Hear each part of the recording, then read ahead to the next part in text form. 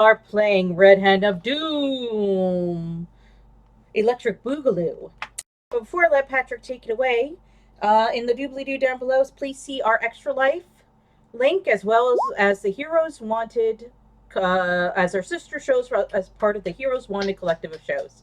But without further ado, take it away, Patrick. Thank you, Stephanie. Welcome everyone to tonight's session. We are still in the Preludes to Red Hand of Doom. Joining me tonight are... Hello everyone, I'm Morn playing Dr. Padme Ison, the Tiefling Artificer who can now safely cover herself with flames.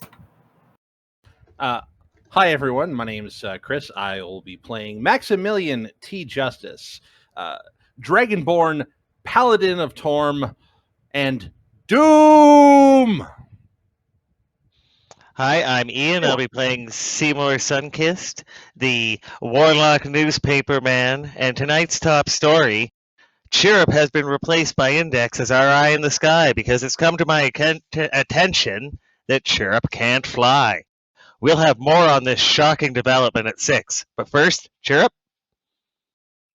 Hi everyone, my name is Tara, and I shall be playing Chirrup, the Kenku Bard of the College of Whispers. I'm Stephanie, and I'm playing Molly Goldman, Socialist Cleric and Protector of the Proletariat. Hello, Nabil here. I'll be playing as Haboob of the Red Sands, a Tabaxi rogue of the Phantom subclass.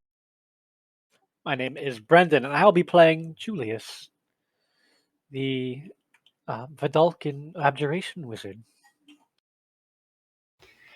And we pick up at the end of a long night as you have defended the town of Witchcross from Jirala and the kobolds and other mercenaries at her disposal that invaded. And throughout this final part of the night, you managed to fight off some of the invaders who broke into the keep. Badme assisted in repairing the portcullis, while Maximilian fought the invaders, got knocked out, but then got back up and recovered his looted sword and shield. While this was going on, Seymour and Chirrup were up on the battlements, firing the last working ballista at Regiarix, the Black Dragon, with Chirrup scoring a direct hit, causing the dragon to retreat in, if not anger, sort of a pissy attitude. The group was then tasked with protecting the mill by Governor Nighthill, hoping you could protect it until they were able to send reinforcements behind you. However, this turned out to be an ambush, and you faced well-trained forces and mercenaries that you were able to overcome. But Jirala is clearly aware of your existence and the rescues you have been running through the night. And then finally you were spelled off by the city guards as you returned to the keep, and then standing atop the battlements in the near breaking dawn, you witnessed Jirala pay off the dragon with what appeared to be like a giant gem or stone of some sort, and it is now flown off while you've seen her allies and minions rolling carts and other items out of town with their spoils. And before she vanishes in a blast of magical light, she turns, and her voice booming across the town just says, "Defenders of Witchcross, this has been a successful night, and I must thank you for everything you have donated to the Great Queen. You Chirrup, can you hit her from here? Remember this night, for this you will tell your great-grandchildren about the great becoming you witnessed the start of." And with that, there is a blast of silvery, shimmering light, and she steps into it and is gone. No chance for me to try and fire off the ballista as she's pontificating there. Correct. I I throw will my totally hammer help. and sickle at her. Ah. She is a long way across town and out of range. Oh, I got something that's in range. I shake my fist at her angrily, like very angrily. I could run towards her. I do have that, kitty You would cat have to speed. leap off the top of the battlements, and yeah, she is hundreds of feet away. You are not within range of getting to her. She just I said can't. bye and left. Pretty much, she got what she needed. And with that, the sun rises. You can see the smoke and smell some of the burning thatch roofs and witness the damage of the town left behind, which isn't great. Clearly, this was more of a raid and theft than attempted destruction. And Governor Nighthill turns to each of you in turn and just says, "Thank you all. I must tell you that without your aid, this night would have been much, much worse for us. If there is anything Witchcross can do, please let us know." Max is about to say something, and then he realizes just how tired he is, because basically we've been fighting all night, and we've been running towards Witchcross all day, the previous day. So he just kind of pauses for a second and says, "For now, I think maybe some beds." And he says, "Absolutely." And they find some cots for you in the keep, and they bring you some food and hot water for, just so you can do some simple bathing before you rest. And So we don't have to rest. So, I guess have Index help them search for people in the rubble while I'm asleep. all right, yeah, Index can absolutely assist with that. And I will say you are able to take your long rest. It is closer to lunchtime when all of you awaken, feeling refreshed and stronger and leveled up. And one of the first people you meet is the Castellan Escobert, and he says, "I've been asked that if you were interested, the Oakentoe home has been left. They found the body of Talus in there, and the governor thought you might want to take a look at it before we cleaned anything up." That would be acceptable. Probably, yeah. Let's summon Index back. Yeah, he returns to you. You can see also the governor is, down below chatting with,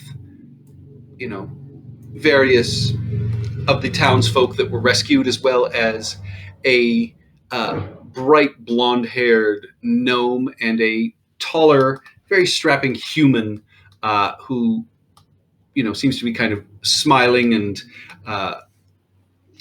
continually trying to shake the governor's hand, who doesn't seem too interested, but instead sort of points upwards to the rest of you as you make your way out of your lodgings for the morning. And Seymour looks much cleaner than before, and not like he laid in a sewer. I But will. the smell. The Oh, smell. prestidigitation. That gets rid of smell, doesn't it? I'm gonna send. It does. Yeah, so there we go. The smell is of lilacs. Can you do some for me as well? All right. Elderberries. Thank you. I brew up a stiff cup of coffee that I store in a flask that it will perpetually stay warm as I craft a potion of boldness. Nice. It's blessed in a bottle for a minute. I Nice. would like to send Athena to listen in on whatever conversations happen between Night Hill and these two dudes. And I'll read their lips from up here. All Observant. right. You can easily read that the gnome is, wondering about guards, and you pick up, the words caravan and gray hands. And Did I ring a the bell to anyone? Mm-mm. it does to Maximilian. It does, and I was just about to look into my various backgrounds here. Sorry, the Gray Patriots. The Gray Patriots. The Graytriots? Oh, that's the breakaway group, isn't it? Yep. Aha. And Max immediately perks up and sort of kneels next to the edge of the parapet here. Wait, and is our looks dear down. paladin eavesdropping with the lowly oh, I guess I should have moved up as well. With the lowly reporter. Absolutely. I gotta listen in here. All right, give me a And I'll perception fill in check. with the rest as I'm reading their lips. 6. 7. With advantage. Also with whispers. Yeah, my Yeah. owl is.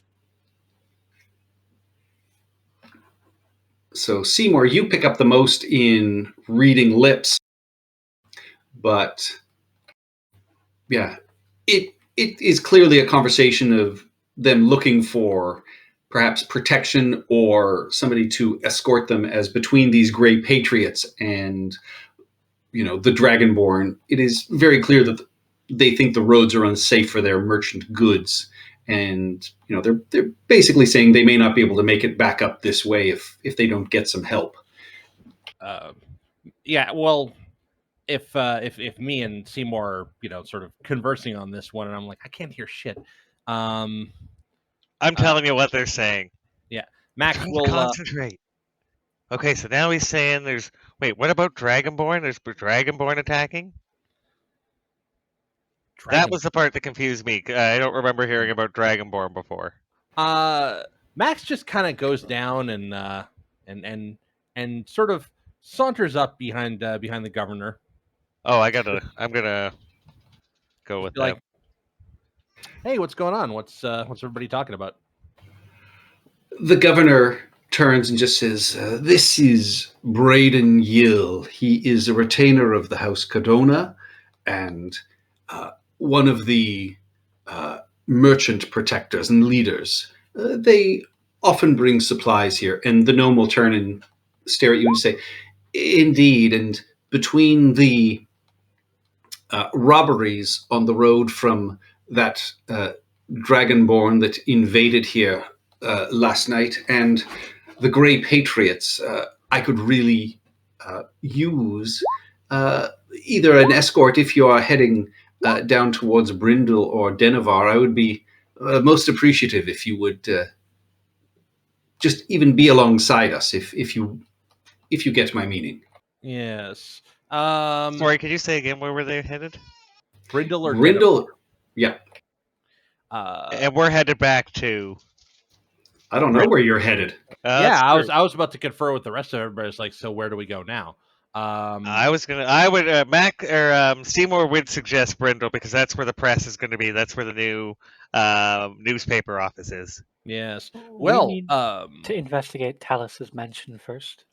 yes. Yes. Well, if you're willing to wait until this afternoon to head up towards Brindle, I've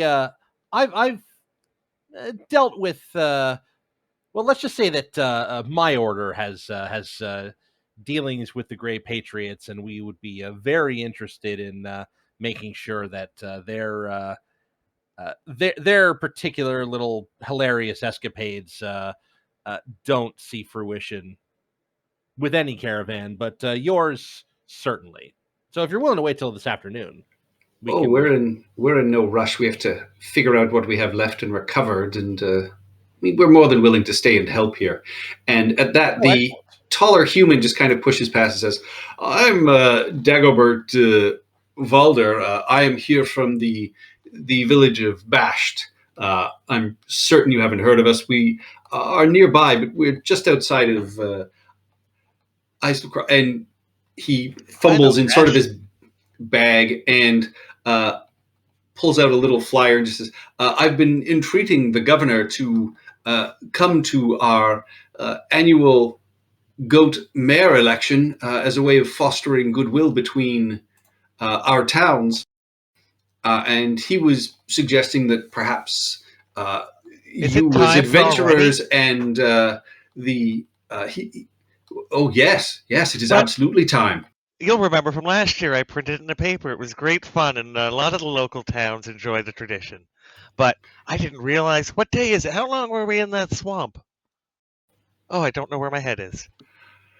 Well, if you would like to come, I mean, I know we're not usually the destination for outsiders, being so close to the woods with the good neighbors and all that, but you know, we would be honored to have you if you wanted to come by.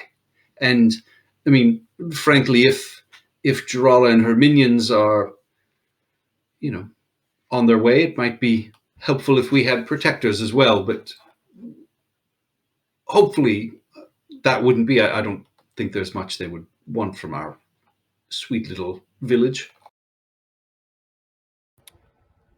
And Maximilian just sort of looks at this flyer that he's given us, and he'd be like, "Well, Mr. Valder, I certainly appreciate the invitation. We'll let you know if we're going to be able to make it. We this certainly does sound like a fantastic event, though." And the governor just kind of claps him on the shoulder and says, "Yes, excellent. You figure that out. I'm going to leave now. Thank you again for your help." And yeah, he sort of scuttles off. Yeah. Max is like, yeah, that's great and everything, but also there's a massive ass heist, like by a really dangerous cult with really dangerous magic powers and a dragon and stuff. And also there's bandits, and that's probably taking priority over the goat mayor. But Goat mayor sounds very charming, but I believe Maximilian is right. Oh, yes. Certainly. Do they cook him when he leaves office? And he sort of nods his head to bring you over for a little privacy. Yes. He's given to the ageless stranger, one of the good neighbors from the woods, instead of a human tribute. I would like to Arcana or whatever the hell out of this statement. So I was kind of hoping as adventurers you might be able to assist us with the issue. Can you describe to me what this ageless stranger looks like? I've never seen their face. They're a cloaked figure that comes out of the woods. They took the mayor of our town ages and ages ago. Cool question. As a tribute, and he, since just, you know, a while ago, we came up with the idea that if he, instead of taking children, he takes the mayor. And that is why ever since then we've put a goat as the mayor in tribute. Okay, well, get around, you know, the deal with the good neighbors, and he kind of winks. Loopholes. Well, do I know anything about these good neighbors? Yeah. Roll me an insight check. Oh yeah, I want to know. Maximilian and Molly and Seymour, yeah, you understand. He's talking about the Fae, obviously coming from the forest. Julius, you have no idea what the hell he means by good neighbors. This sounds like a spellcaster and an evil one at that. Indeed, they used to take children. When were they taking children? Oh, ages ago, we made, I don't know, our forebears made some sort of agreement with them. But instead of doing that, the mayor originally, said, why don't you take the mayor? And so after years of him coming to take the mayor of the town, we came up with the idea of, well, if we elect a goat as mayor, then he takes a goat. Or they take a goat. I don't know if they're male or female or what. Okay. So wait. So how ages ago? Do you mean like 20 years ago, or do you mean like hundreds? Well, you'd have to probably ask my mother or one of the shepherds. They're the elders of the village. It's been ever since I've been born, and I mean, I'm 22 cycles now. Okay, so deal with evil Fae to get them to stop taking your children. You've done a pretty good loophole abuse to them, which is fine. But otherwise, you'll have to elect a human mayor who will be sacrificed every year. Okay. I see. When is this election supposed to take place? Well, the election will happen tomorrow. That's why we were hoping to even, I mean, I am here trying to broker trade as well, but if you would be willing to come assist, that would be wonderful. Okay. One moment, please, and I'll sort of step 5 feet this way to Braden, and I'll be like, pardon me, Braden. When were you planning on taking the trip back to Brindle? Well, like I said, we'll, and he, stops and sort of looks up at the sky and kind of squints. He goes, it'll take us some time to get everything back together. I've got to figure out what they've stolen and take an inventory. So, I mean, we're in no rush to get out of here. If you've got other things you need to do, but you're still willing to come with us. Yes. Few days, few weeks, tomorrow.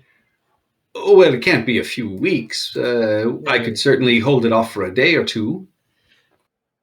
Okay. Maybe a little more. I mean, if you're guaranteeing protection. Yes. We'll certainly be here. How far away is Bashed? It is just outside of Elsa Cross, just here, but closer to the woods and the river. Okay. Couple of days. How many days would it take to get there and get back? You could get there in a day and get back. Okay. In a day. If you can wait a few days, looks like I've got something I got to take care of. But don't worry, this will make the whole region marginally less insane. I think it'll be good for trade. Although I will tell them to keep their festival going. I'll tell you all about it later. Anyways, few days, we'll be back. We've got a place to go, and then we got a mansion. Whatever. We're starting to pile this stuff up. It's fantastic. All right, wait a few days, Braden. We'll be here, and yes. So yeah, you're currently in Witch Cross, and Elsa Cross is over I here. Back screen. Oh, you guys are all. Oh, that's because you're not on this map. Yeah, But I'm on this map. we'll check. We have to check out. Yeah, the but house before we leave. this is because Julius was not. Aha. Okay, I see. So yeah, so Bashed is there. It's only 40 feet away. Yeah, it's very close. Oh, I throw a rock at the evil Fae that are just outside of town. It's fine.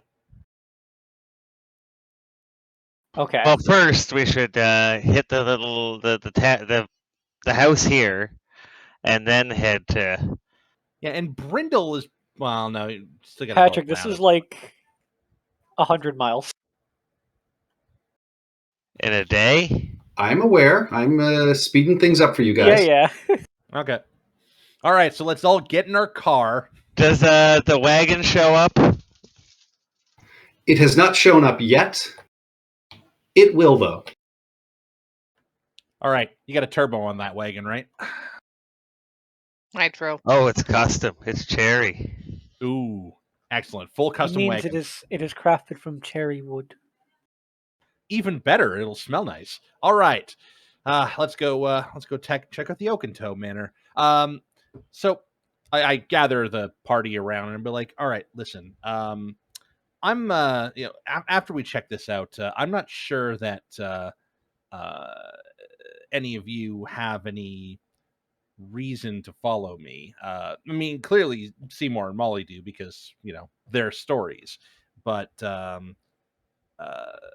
I promise you that there are things happening in the Vale, and if you wish to join me, we could, in fact, make an adventuring party out of this. Hang on. So while Max is doing Wait, this, were we not? Well, he's a union buster. He has to promise not to union bust. So while Again, Max no is like, promises. am I muted? While Max is like talking to everyone, be like, hey, like I don't know what you guys want to do. Chirp is just kind of like casually just like pick his pocket of something and then just like hold it up in front of Max's face. Like, here you go. Like, hey, he's with you. Ah, thank you. That's my pipe. Put it in the mouth. Maximilian, Yes. traveling with you seems to be the best way to deal with this sorcerer. For as long as that takes, I shall be with you. Well, excellent. I'm there for the story. This is That's what I think. great. Chirp makes This more noises tabaxi- of cobalt exploding and just cackles gleefully. We'll work on that. Oh, I'm sorry. The baby was crying. What did Sheriff steal, or did we not hear? Max's pipe. Nice. And also, Oh, and that's higher than my passive perception, so I can't even give you a little high five on the down low. I need to keep an eye on this one. And I'll point. He to Chirp. literally stole it and then held it out like, oh, by the way, here. Oh, Yeah. sorry, baby was crying. I missed that. Yeah, that was Chirp's way of saying. Okay, like, so yeah, then high five after you give it back. And Max will say to Julius, I appreciate that. Molly, Yes. you good? For the time Please. being, this will help the people of the Vale, so I'll Exactly. bear with it for now. Yes. That just leaves the good doctor and Haboob of the Red Sands. And to think Molly said it was going to be real boring going to a temple opening. Then she's like freed kidnapped people, fought insect kobolds. True, I was wrong. This tabaxi would follow you because where you go, you leave bodies, and those bodies have valuables.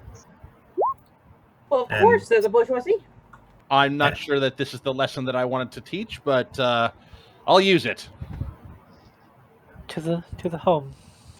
Okay, let's go. All right. Off to Oakentoe. Yeah, with that, you cross the remember- town. It takes you a while simply because people are always stopping you to sort of hug you, hand you small bundles of fruits or nuts or whatever they can find, and just sort of thank you for all of your assistance. And Max totally plays it up. Sign your Yeah. baby. Well, I don't think that's appropriate, but why not? Okay. How about sign Baby my on the- charter? Sign my charter, everyone. They happily sign your charter. Oh, but Seymour, we're getting signatures. I should not have bet she wouldn't get signatures. Excuse me? Nothing. Oh, don't worry about it. You owe me 5 copper. Yeah, there is a guard stationed outside of the manor, but they escort you in and tell you the main library where the body is off to the right-hand side as you enter this expansive foyer with a nice grand staircase. And as you enter the library, you can see that there are books and maps that are scattered across the floor. But there is that sort of underneath the stench of what appears to be sort of a burned and blackened corpse, there is that lovely sort of mild vanilla smell of old books. You can see on the wall there is a display of writing tools and instruments on other sides that are put up besides these. But the main thing you notice is this blackened husk of a body that is sort of slumped over top of one of the writing tables in here. Its hands sort of curled and gnarled into fists as, it sits no there doctor. in death and decay. But he looks dead. Is there any way to verify that this is in fact Talus Ogunto?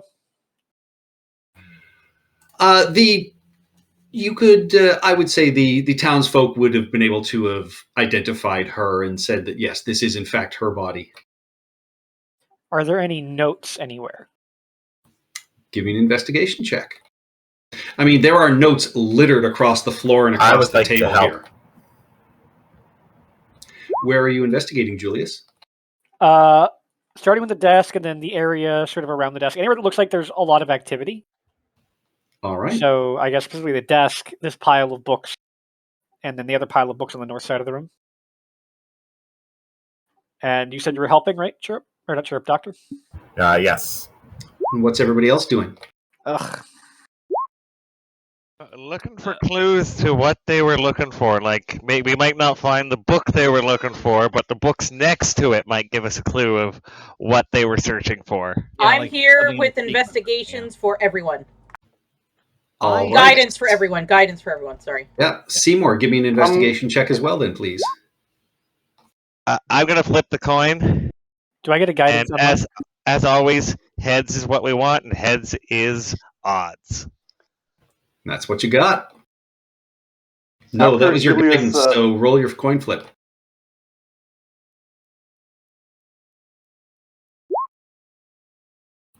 Ooh, even. So that's gonna be a minus D10. Which, roll your d10. You could Oh, zero this shit. thing out. I could fuck this thing up. Congratulations. Fuck up. Yeah, it's gone. And it just Seymour flips this coin, and before it lands in his head, it just vanishes into nothingness. What feature was that? That coin I picked up. It's a magic coin. Uh, I can't remember where I picked it up now. Coin of luck manipulation. I think we. I don't remember it now. It's gone. Yeah, sorry. What coin? No, No, Yeah. we don't remember it. It's gone. it is gone. I thought it just turned into like a regular coin. It does. It is a coin you can still spend, but it no longer has this magical property for you, Seymour. Ah, All right. so and what I is- can't what do exactly- the summon it to my hand anymore. Nope. Oh wait, no, the coin loses this property. It's just for that property, so I can still summon it back to me. So you could buy a drink and then cheat. Yep. You bastard. That is correct. All right, so not a total loss. I still have my funky coin. We can give it to crooked landlords. Chirp, you were saying? Oh, just what exactly are we looking for here? Just clues on how he died, or what someone else was looking for? What they were looking for. I mean, clearly they. Well, I mean, knowing that would be helpful too. Can I get a guidance? So- I'm gonna do an investigation also. Yeah, my investigation was so low with that -8 that Seymour found a woodcut nudie book. And Wait a he's second. quite Wait a enjoyed second. that. Wait a second. The result you got was a 10. Oh Not yeah, a because you had 7. guidance. That is correct. Yeah. So you. Oh, it isn't gone. Yeah. Yeah. No, you rolled a 2, but the properties are not gone. So Yeah, it's, there I've you lost. I still have one charge for the day. So Yep. awesome. go. All right. Good So, paying Haboob. attention, Brendan. Yeah. Yeah, awesome. So Haboob, what are you investigating specifically? Specifically to what? I mean, we're looking for how he died, right? That's what we're trying to find out, right? That would be a medicine check then.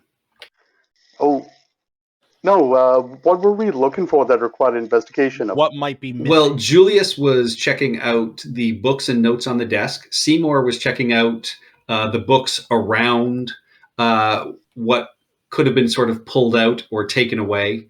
So that's why they were doing investigations. No one, if you were checking how he died, that's a medicine check. And Oh no, medicine is totally out of my thing. So a book, I'm gonna help look up for that. all right. And Chirrup, what are you investigating? Chirrup, wants to pretend that he's helping, like he's looking for loot. Secret panels, doors, like just anything looty. Under the guise of, oh, I'm helping, looking for what might be missing, tra la la la. All right, Julius, as you are looking across the main table, you do notice that there's an empty map case that is there, but you also notice just in the clenched left hand of the corpse appears to be a piece of paper or parchment just sticking out of it. I take the parchment. All right. Yeah, you almost have to like crack the fingers to get it out. And you can see that what you found is the title page of a book that is called The Weave, a collection of impractical observations. And on it is also inscribed Temple Denier Library. Do I know where Temple Denier would be?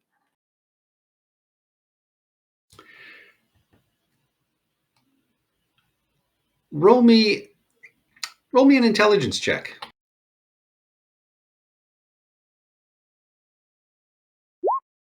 13. Yeah, you know that is a temple in Brindle. Brindle was the town we're about to go to, right?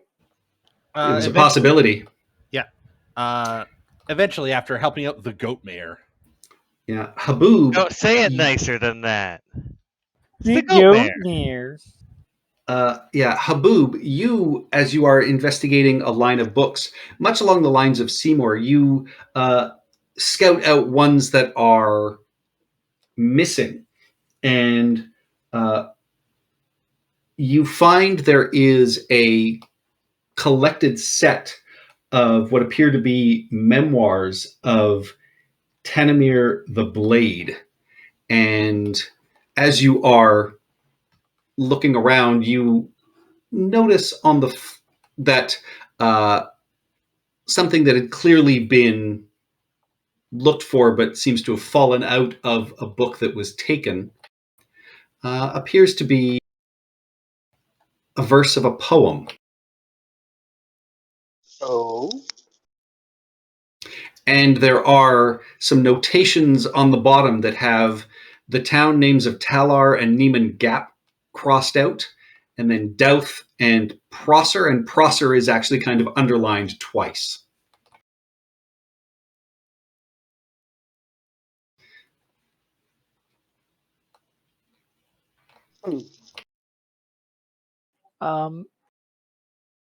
May I see that, Haboob? I take that as to Julius. Would you make sense of this? Perhaps. You said there were notes on it, right? Yes. Yeah, handwritten sort of notations. And so, sorry? The towns of Talar and Neiman Gap, which have then been crossed out. And then Douth and Prosser with question marks, but Prosser is underlined twice. All right. So I would like to know if I could identify the writer of the non-magical script using my cartographer supplies proficiency. It's one of the things you can do in Xanathars. Sure. Yeah, I mean, you have nothing to compare it against at this point. What would you like to try and compare it to? Any writing that I find in the room. You said there were notes and whatnot that didn't seem super important, right? Yeah. I would say, it's easy enough for you to find what appears to be a personal notebook of Okinto. All right. And then I would also like to determine the writer's state of mind. That is also something you can do with the cartographer school or tools proficiency. All work and no play makes Jack a dull boy. What? Dull boy. No? What should I use for the attribute? Intelligence, wisdom? Intelligence. Actually, yeah, intelligence is good. This is clearly in Talus Okinto's hand. Any of you can give me a history check to see if you can recognize or understand the poem. Wow, this is a great nude cut here. Nude woodcut.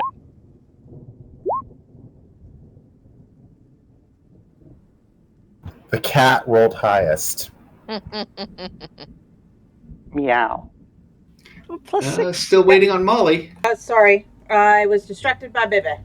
You can give yourself guidance if you want. Bye-bye. Yep, I'm giving myself guidance.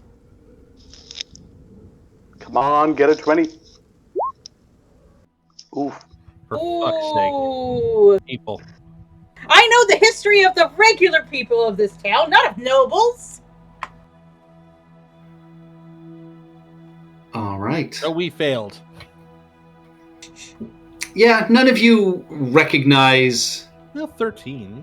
what it's about. I mean, it's very clear that it seems to be about a group of people that fought a dragon, and Oh. Tanamir appears to be the hero, and it looks like her sword was buried with her. Do I think that, so is the Drake a dragon or is it an actual Drake? Because wasn't the woman in the tomb a dragon? Yes. Could this be about her? Hard to tell. Hmm. The woman in the tomb? Oh, yeah, so, and I will go back and explain everything to Julius. Fascinating. And then And- we walked in here, and you looked at the body, and I found this book, and that's where we're at. Chirrup, as you are looking around, you notice hanging on the wall of writing implements what appears to be a nice shiny silver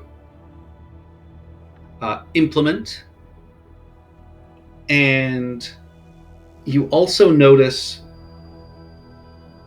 a small stone, almost tabletop-sized altar that has 3 small raised platforms on them. And there is an inscription on it. Here these 3 skulls lie. A beggar, a sage, a king. Use brain, ears, and eye. Rest them in appropriate thing. Wear when you try. For each mistake, pain you bring. So I'll scoop up the silvery writing instrument, was it? Doesn't look like a writing instrument, but it clearly looks like a fancy lockpick. Ooh, I'm going to investigate that later and see what that is. Like, oh, this is pretty. Magpie instincts kicking in. I but think he's that's going... an earwax spoon. When he gets to the altar, like, yeah, he'll read it, he'll look it over, and then he'll just kind of, ducky, and like get the attention of everybody else, and like point to the altar. Okay. All right. And Haboob, you also, I would say, with your critical, you notice tucked away in one of the cases a round orb, highly decorated, that is giving off just, a faint light. And, as the books sort of move away, you notice it kind of floats lazily across the room. Oh. Would you say it drifts across the room, this globe? I would say. Excellent. So I'm gonna walk up to this altar. The thing I was gonna do in this room was I was going to look to see if there were any obviously missing religious texts, only because I actually have proficiency in religion checks. But since there's an altar, I get to do that to this altar. What does this thing mean? To whom is it dedicated, etc.? Give me a religion check. Yeah. An 11. It doesn't appear to be based on any religion that you understand.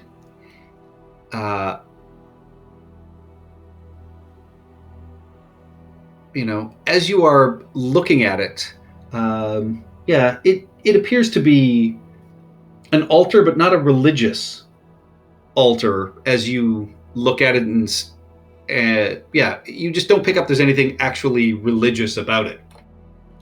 Okay, so the inscription mentions skulls. Is there a hand up for that thing, or Not yet. all right? Sorry. And do we see any skulls around this library? Yes, with Seymour and Chirrup's and Molly's even passive perceptions, you've each noticed 3 skulls that are around the room. Are they human, half elf? They're humanoid. Could be a mixture of human or half elf.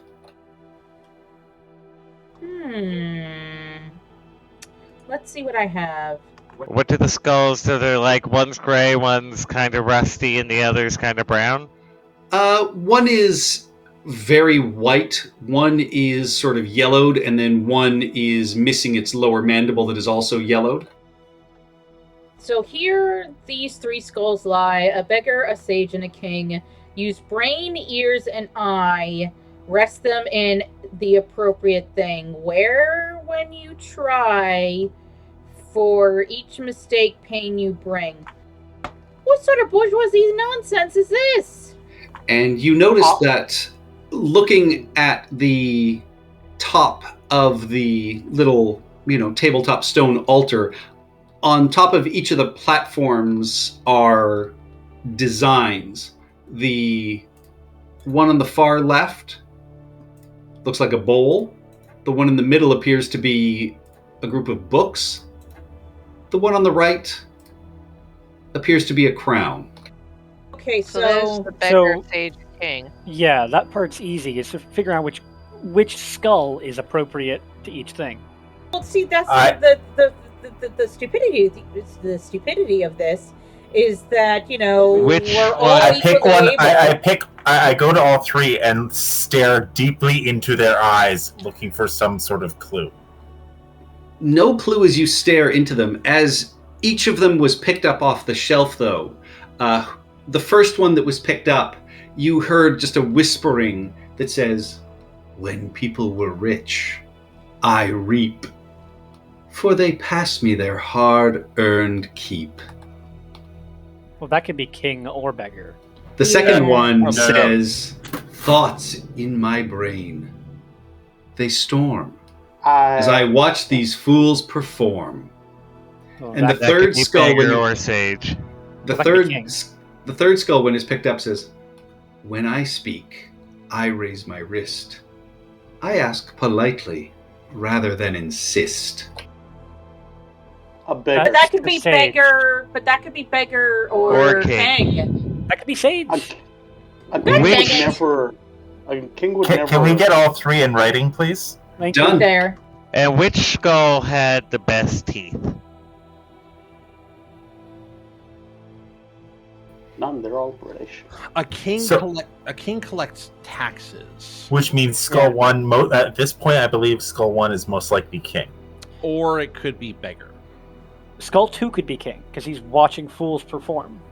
A king would be watching jesters. But a sage also has thoughts in his brain. But a beggar can have thoughts in his brain if he's insane. So Yeah. what basically is a sage? Skull 3 is the beggar because you raise your hand up in a bowl-like motion, raising your wrist and asking politely for coin. Spare any I mean, coin. you're not going to insist for coin. Yeah, I think for coin, Skull it's like- 3 is definitely is beggar. Yes. Everyone's got that, and then I think Skull 2 is sage. Then and Skull 1 is king. A So- sage is a wise man of learning, and thus to a sage, all others are fools. Yeah. And it makes sense that the king, when people are rich, he takes in the taxes. I mean, when people are rich, they tend to spend more money on things like fortune telling and sages and such as well. So it could be Sage in this I case is a agree. well-learned individual that of many talents. I believe this to be a trick question. I think It any doesn't of them matter. could apply to any of them. Yes, this struck me as well. Every Why would this be a trap? I didn't say it was a trap. I believe this to be a trick question. If Use it's a brain, trick question, ears, then it would lead and- you. It says use brain, ears, and eye. So I will. So when the skulls are picked up, they whisper these things. Yes. Yes. Wait. I got it. Mm-hmm. Doctor. Skull 2, thoughts in my brain. That's the Brain, sage. ears, and eye. Yeah, but We they talked about that already. storm could be the beggar. They storm like he's insane. The thoughts in his brain. As I watch these fools perform, could be the king. The Skull 2 is the sage. It seems more appropriate. With ever roaming thoughts or storm thoughts. I'm gonna press my ear to one of the pillars, or whatever Dragonborn have instead of. I will do ears. the This big same to one of the fin skulls. thing. I'll Your, move your Shasta. auditory organ? Yes. Do I hear anything coming out of the pillars themselves? You do not. Okay. What about the skulls? If I just put it up to my frog ear thing, You hear the ocean. Which skull do you pick up? I pick up the second skull. You hear thoughts in my brain. Well, They thank you. storm as I watch these fools perform. I'm going to try to arrange them. Perhaps it Okay. would be best if the rest of you stood back. So, just before you do that, I'm trying to figure out brain, ears, and eye.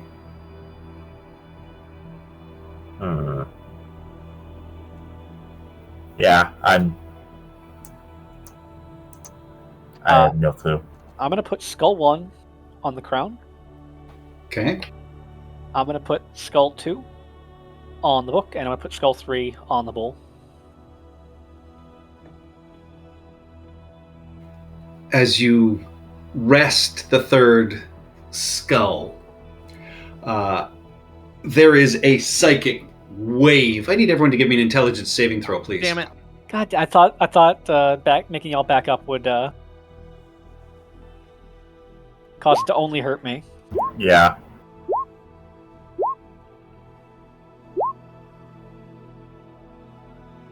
You'll have to roll for Steph. To be fair, the warning inscription didn't say Oh to no. whom it's going to bring the pain. That's correct. Oh no. Am I gonna have to get the psychically trained intelligence thing for this character too? No, sorry, it's not even that. It's resilient. Resilient. So, Julius, Badme, Oh and my Seymour, God. you take 10 psychic damage. The rest of you take 21 psychic Jesus, damage. Patrick, you loaded those dice? Good. Wow, sorry God. about that. That's a brutal roll. At least for level 4? Sure, Remember, you it's have down to temporary hit. 6. You have temporary hit points. You have Remember, everybody has 7 temporary hit points. Actually, I'm gonna not take that at my word. Okay, I'm gonna, and I'm guessing that these things. Jesus. So sorry. That was crown 1 to bowl, crown 2 to book, crown. Skull 1 to bowl, skull 2 to book, skull 3 to crown. No, that was the Nope. opposite. Nope. Oh. Skull 1 went to crown. Skull 2 went to book. Skull 3 went to bowl. Let's flip 1 and 2. Oh, Let's wait, write hold this up. down. Sorry, We don't forget. So I'm we'll just say that again. repeating it so that it doesn't get lost in the chat. That wasn't the 3, order we 2. tried. Okay. So let's go 3, 1, 2.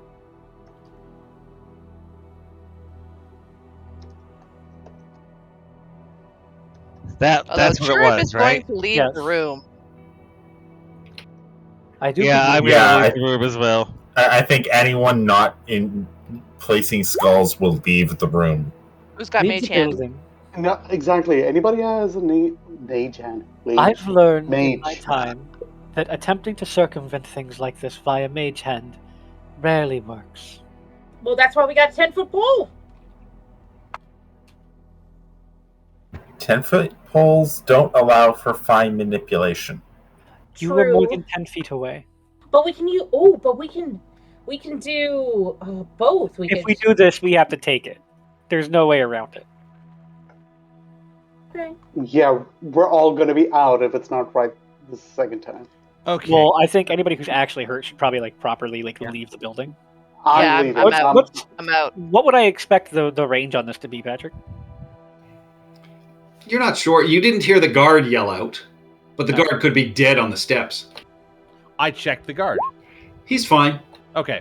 Yeah, everybody who's not a wizard or an artificer probably just back away. You see, the guard is just kind of rubbing his head like he has a mild headache. Maybe he saved. He could have. Yeah, I should probably It leave. would The have been cleric 10 should not be in damage. here.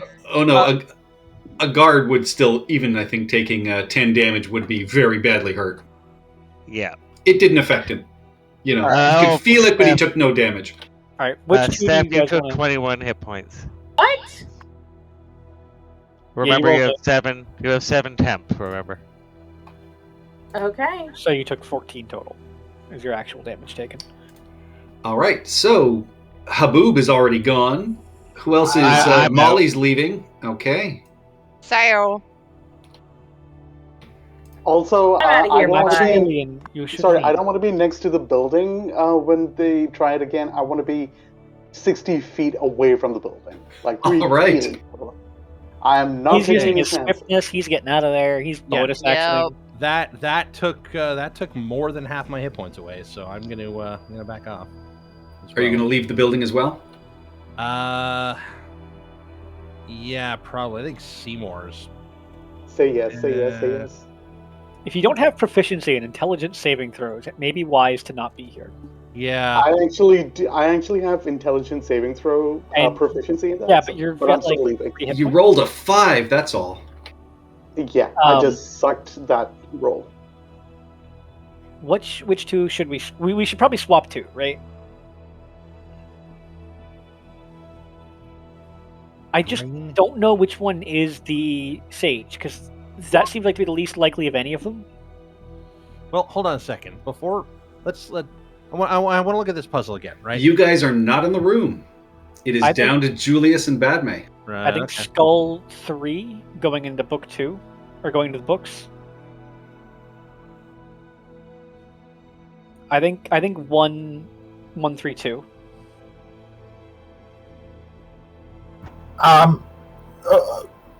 So Patrick, I assume their conditions are very similar to the skulls in the picture. No, that is a famous Cezanne painting. Okay, Nice. cool. They are yellowed. One is missing mandible, its bottom lower jaw, just so I could differentiate the skulls from the token set I have. Cool. Basically, like the actual form of the skull is not important here. Is what Yeah. Correct. Yeah. Okay. I think I do think finding the sage is the key to this. I think the correct answer is to move the sage to, or move Skull 3 to the sage to book. And do like 1, 3, 2.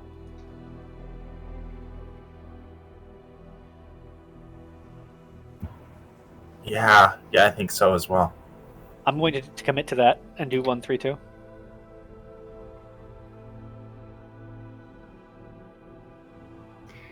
As you lay down the third skull, there is once again this resounding psychic shock. I need another intelligence saving throw, please.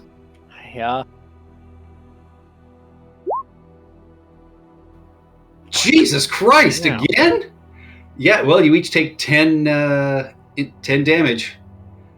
Good What about lord. the rest of us? No, the rest of you are Wow. fine. Haboob, you get a nosebleed for no apparent reason. Ow. Jeez. All right. Whoa. Okay, sorry. That kind of damage is way over average. Yeah, it is. Yeah.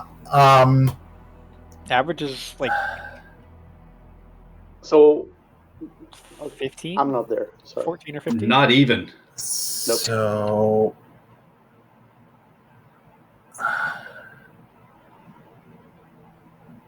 Where I'm sorry. Go ahead.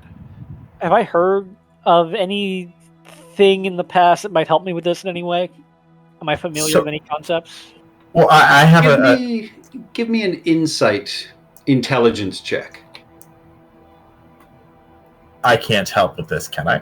I'm gonna roll history, but just because that's the bonus I would use. Sure, you can assist Badme. You guys can sit and think about this.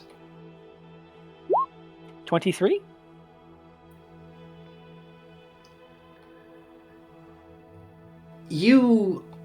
You two think about this, and you think it's obviously wordplay. You're missing a really important word here. Oh God.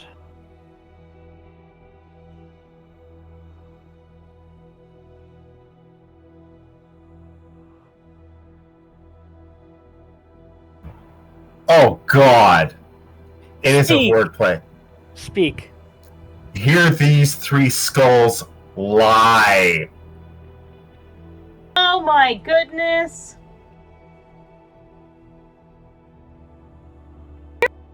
Really? This God. was a nonsense. God damn it. Do I think that's correct? Yeah, that sounds right. So there's no reward. It's just they're lying to us. The sad thing is, I was really originally I'm like, okay, wait. Each Which skull guy is this? tells you 2 things. If they're lying about those 2 things, what does that tell you? So the first one, The first one is not the rich. first one is the beggar. is the beggar. Yeah, beggar is bull. Yeah, what? Yeah. The second Who one is is the stupid. Has to be the king? because I'm assuming. And that's then the the third exact one- combination we just did. Yes. Think Which- about what the 2. Each set. There are 2 sentences in each from each skull. They're lying about those 2 things. So when people were rich, I read for the past 100 keep. That could be either the king or the beggar. So it's the sage. One it goes in book. My Oh, brain would be the sage. As I watch these fools perform, would be the king. So Skull 2 is the beggar. And then that means Skull 3 is the king. so Because the And king it- would never assist and politely ask, and the king would raise their hand to speak. true. They're first among everyone. As you place the third skull down upon the risers, they sink in, and you hear a clicking sound as the lid slightly rotates open. I immediately let out a blood-curdling scream. I poke my head out. I poke my head into the library. Are you guys I hear the scream. beheading? Anybody need healing? I could do with some, yes. Uh, However, I I see some of our I'm a bit companions are peckish. far more injured. I think Molly, you should keep an eye on yourself first. You lost that's a Let lot of this health. be an abject lesson in why you should not fool with magic you do not understand. Indeed. And I will look at Chirrup. I'll just blink back innocently at you. And then I will open the container. You're both proportionally at the same amount of hit points. Yes, but I have an extra 12 hit points that they don't. Inside, you find a tightly rolled piece of parchment. You find what appears to be a small rod, sort of gold and silver filigreed with a button on it. And you also find a small notebook. I Ooh. take the rod. That was one of my requested items as well. If it's what I'm thinking it is. It is. Oh, This was a Julius request. Ah, There is I'll look at the also notebook. what appears to be snow globe of some sort, but when you look inside, it's like this luscious green jungle scape. The hell? Is there a tiny dinosaur inside of it? There is not. Oh. all right. I look Not that day. inside. What's in the notebook? The notebook you see is what appears to be a personal history of a place called Vrath Keep, and it details how in the ancient Restalor Empire this keep was set up, and the Vrath clan fought giants that had previously been in the Witchwood where it was situated, and how they had driven out these giants after a massive fight and gotten cocky, and when the giants came back and destroyed the keep, they you can see there are notations saying Vrath, wealth and treasures still unfound, and you also notice that the tightly rolled parchment is the deed of ownership to the Vrath Keep. Ooh. Ooh. And as whoever unrolls that, as they're unrolling it, I'll come over with the notebook and, oh, well, that's this says there's treasure there. Yes, and it's a good Is thing this- that I am unrolling it because I'm gonna need a keep. I would like to point out, transfer of ownership is required to be annotated by a legal member. That is, This is correct. You do Recognized. not simply get to take ownership of a building because you've stolen a piece of paper.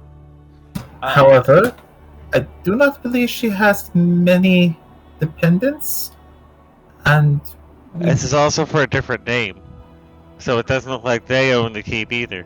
Do I know? This is an ancient name, and you would recognize that the King of Restalor is long dead. The Kingdom of Restalor fell centuries ago, and that is the sunken city in the marsh. So the Vale has grown up long past this. So this is more of like a curiosity because nobody uses this keep, correct? As far as we know. As far as you know, I mean, this is But it the can legal be deed of a- ownership. But yeah, as far as you know, I mean, it's not a place any of you have heard of. So really, the person who holds this deed has as much, if not more, claim to ownership over this abandoned keep than anyone else. Correct. So Build another therefore, commune. So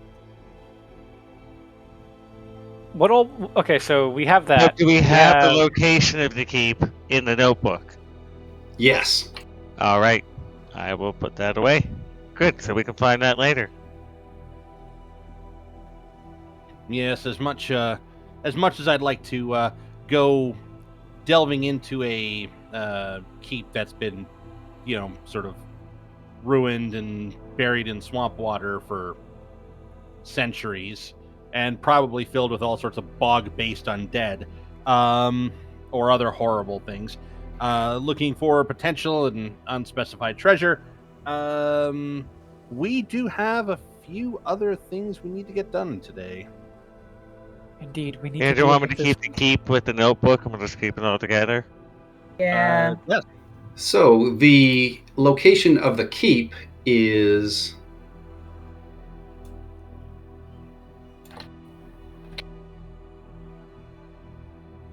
over to the west in the Witchwood beyond Drellin's Ferry. All right. Well, we get Is that to that tower we stopped at the first time we tried this? No, that was further up. No, that's we were on our way there when we got sidetracked off into, I believe, the Witchwood. the Black Fens. No, Sorry, I into thought that we very, stopped basically there when we blew up that bridge. It was before you blew up the bridge. This Yeah. is the bridge. We died up here somewhere. You died up Yeah. here in Lake Reston. Yeah. Nope, you guys, you cleared out the keep. I believe Brendan's dead body was sent back to Drellin's Ferry on the horse. No, I carried him back. It was the Oh, only you time I carried him back. carried Oh, that's somebody in right. the whole campaign. Yeah, Yes. that's right. Yep, Yeah, there were giant skeletons, I believe. indeed. As the Varath, they cleared out the old giants that lived in the forest. Cool. Well, we're not ready for that right now. Well, they're long dead. We're definitely not yeah, ready they for were zombie long dead giants. when we fought them the first time. Yep. All right. So, yeah, no, Doctor- this is fantastic. This is further adventures, people. Also, Dr. Ison, Yes. are you able to identify things? I don't remember if we have the pearl. Do artificers need the pearl? For some reason, I thought they didn't. That is a specific subclass, or I forget. How much is the pearl? 100 gold. So it's not impossible for us to do so. I would say if you go out and talk to the head of the merchant caravan system here, they would find you a pearl post haste Would it be likely that Talus and would give have it had to you as a thank you. We would request that. Yeah, oh, I see. any valuables and things like that seem to have been looted from Talus. Yeah. Yes, you're back in the library. While So, just we're- a quick question. Sorry, Max. Because I just remembered, Hendrik, you mentioned that with my investigation initially that I rolled, I saw something glowing or something shining before we left. Yeah, you found a drift globe. Oh, okay. It's like a Pokeball for light. Also, we found a Pokeball. Also, like a cat, I jump at it and I start patting it between my paws. I assume we would have gotten the pearl long beforehand. Because if I'd known we would have gotten a pearl, I would have taken Identify instead of. I Absorb have Elements. Identify in my spellbook. I can cast it as a ritual. Okay, then that All right. works. Okay. All right. Before we leave this library, I mean, we've looted it, sure, but we haven't found really we found the The note. we found the There's a poem. ripped out We found, page. yeah, we found the note with the various towns. So we Max is like, no, we have to The we have to temple. The tell note- people. So we have to tell someone about this. Ooh, it's shiny and it's got a rainbow in the middle And a character Hey. sheet. and a character sheet. Chirrup will also Yeah. begrudgingly give his the shiny lockpick that he found to Julius to identify. Where did you find this? He says absolutely nothing. He just looks really grumpy about having to hand it over to you.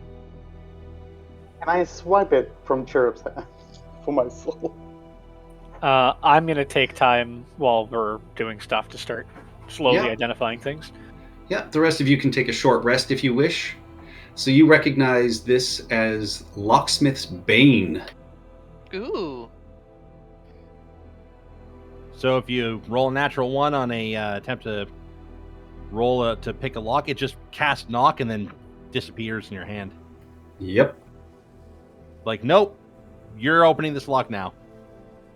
I think that's a. If you roll a 1 in this way and use an ability to reroll the die, otherwise change the result, the item becomes a non-magical, mundane lockpick. I look at Chirrup. I'll roll you for it. But doesn't cast knock or disintegrate. No, it disintegrates.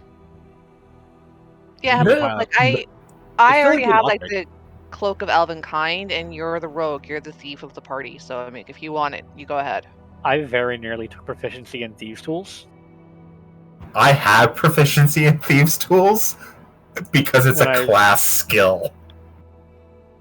Man, look took at you the people with cartographer things proficiencies instead. and tools. I can use dice. I can hit things with a sword. Okay, before we go anywhere else, I'm gonna look around this library, and I want to see if I don't have a lot of really good investigation skills here, but I do have religion, and I want to see if there's any obviously like weird like book series on religion here. I want to see if like there's like a book series on religion with like one obviously missing, that sort of thing. Can I recommend something to him to maybe give him advantage? Sure.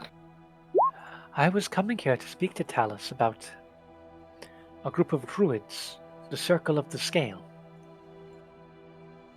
They worship dragons. Ooh. Ooh, what is this? It's shiny and pretty, whatever it is. That is the globe that you found in the case. Set to a base card. I don't know. Ooh. Take an action. Place it on the ground. Did we find a portable banquet? No, we found a portable, safe resting zone that works every 1d6 plus 2 days. After using the sanctuary, it ceases to function. Makes sense. And the image returns after 5 1d6 plus 2 days along with the generate an OS. Oh, It doesn't prevent anybody from entering, but if we're in like a really harsh environment, Or a really So it's- nasty environment like the middle of a swamp.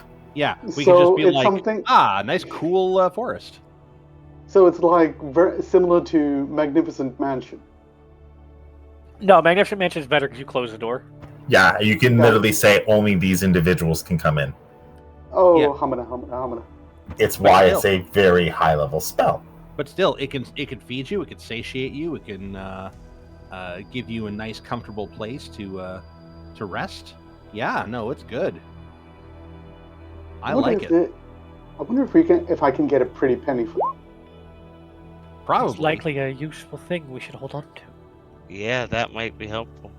Absolutely. At least until somebody picks up Magnificent Mansion. I am quite a ways from being able to cast that. See, there you go. Forever. Oh my god, when we take it back to the commune.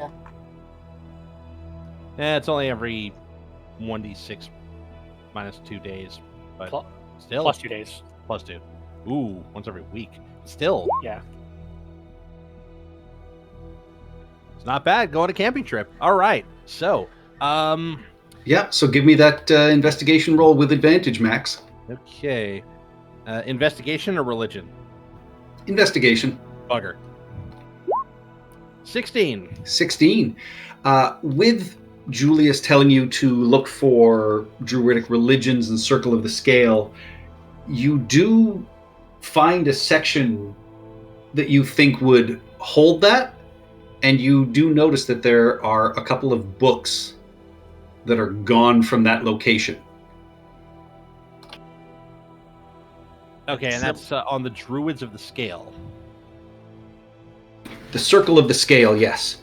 And I will say, looking through a couple of the books nearby where the ones are missing with that roll, you are able to figure out that there's a simple sort of overview of them that was left behind, but it talks about this ancient druidic group and how their worshippers were in the foothills of the Brown Hills.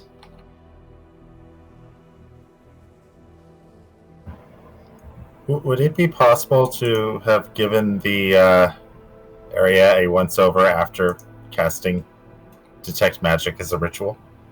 Yes, absolutely.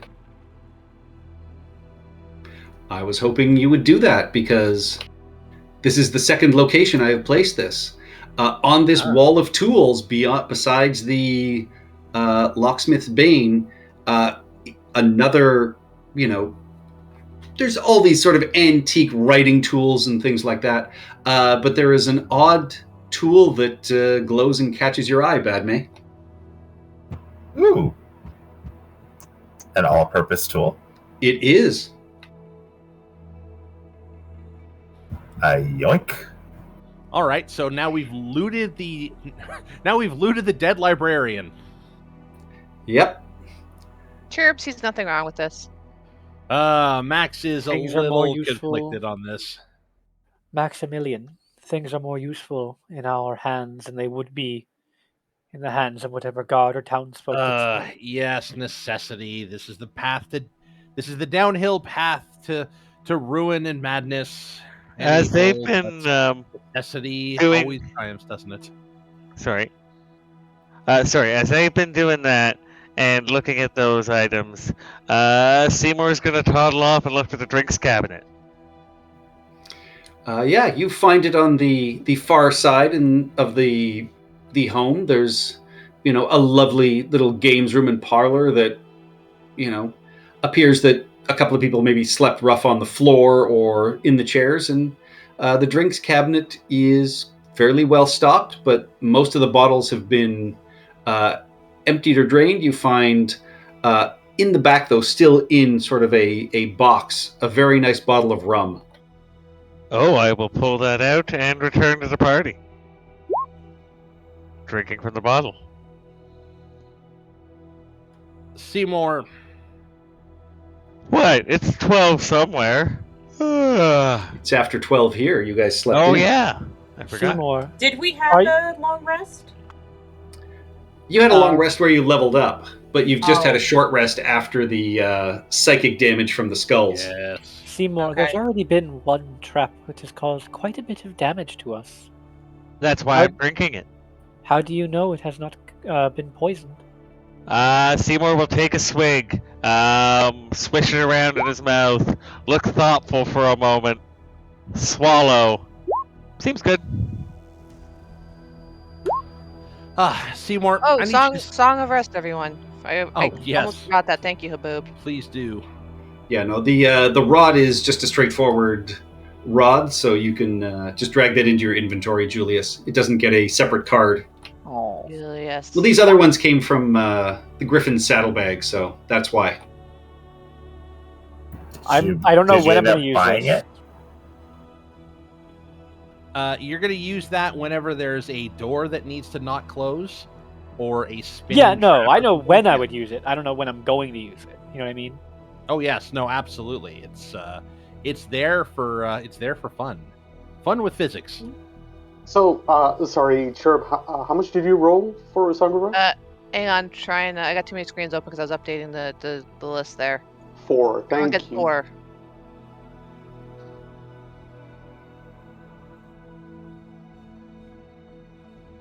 Oh, speaking of the list, I'm assuming we didn't get any treasures or anything last session because of the battle, right? Correct. Okay, cool. Thank yous. Okay, so now that we've got this, this poem with notations on it. By the way, the notations, they weren't in Ms. Okento's hand, were they? They were. Oh, they were. Interesting. How much temporary hit points do we get again from Inspiring Speech? Once per day. Once per long or short rest? It's Oh. 8:30 now. Do we want to do a 5-minute break before we move on to our next section? Yep. Once everybody's ready, and if anybody's got any other questions, or got no other questions, Yeah. Yeah, are there any incense I can steal from this place so I can resummon Index if I need to? Oh, God damn it. no incense. I- No. You can buy some from the trade caravan. Max Oh, is gonna perfect. start- I will buy some. Max is going to start Haboob shuffling can people get you. Haboob can get you a 5-finger discount on your incense. Let's not steal from everyone, people. It's only Come on. 10 gold. I'll buy it. Towards the door. Give me that bottle, Seymour. Towards the door, everyone. And scene. All right. Bio break, and then we'll pick up, and you guys can figure out where you want to head to next. I will say, just as you are finishing this up, there is the sound of a commotion outside, as there is a loud clattering and neighing of horses as a massive freaking travel wagon being led by 4 large horses pulls up in front, and you just hear a voice calling out for Master Sunkist. As Seymour, your carriage has arrived. Excuse me, he Finally, has a as I carriage? hand the bottle back. you've no to Max. idea. Oh, Oh, I God won't damn need it. this. It's a traveling Fine. hotel, isn't it? It is. Pretty Wait till I much. see the inside. Is it bigger on the inside? No, it's smaller on the outside. Sure. All right, bear it back. All right. So we're dealing with Julius, druids. Yes. like legit question. What is his problem with Chirrup? Just Oh, the fact Julius. Chirrup's- Julius does not trust spellcasters at all. but he's a spellcaster. Yes. All right then, got it. I thought Julius was just a little concerned about There's the toleration for specifically like religious spellcasters, but Okay. no.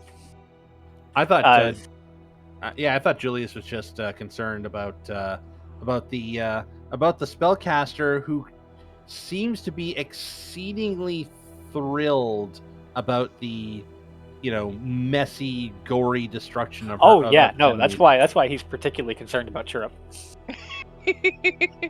Okay, so it is the fact that you've got a little murder raven running around beside you. Less the murder raven, more the magical murder raven. He is small. He's not medium sized. He is small. Oh my God. Okay, so Max has so much work to do with this group.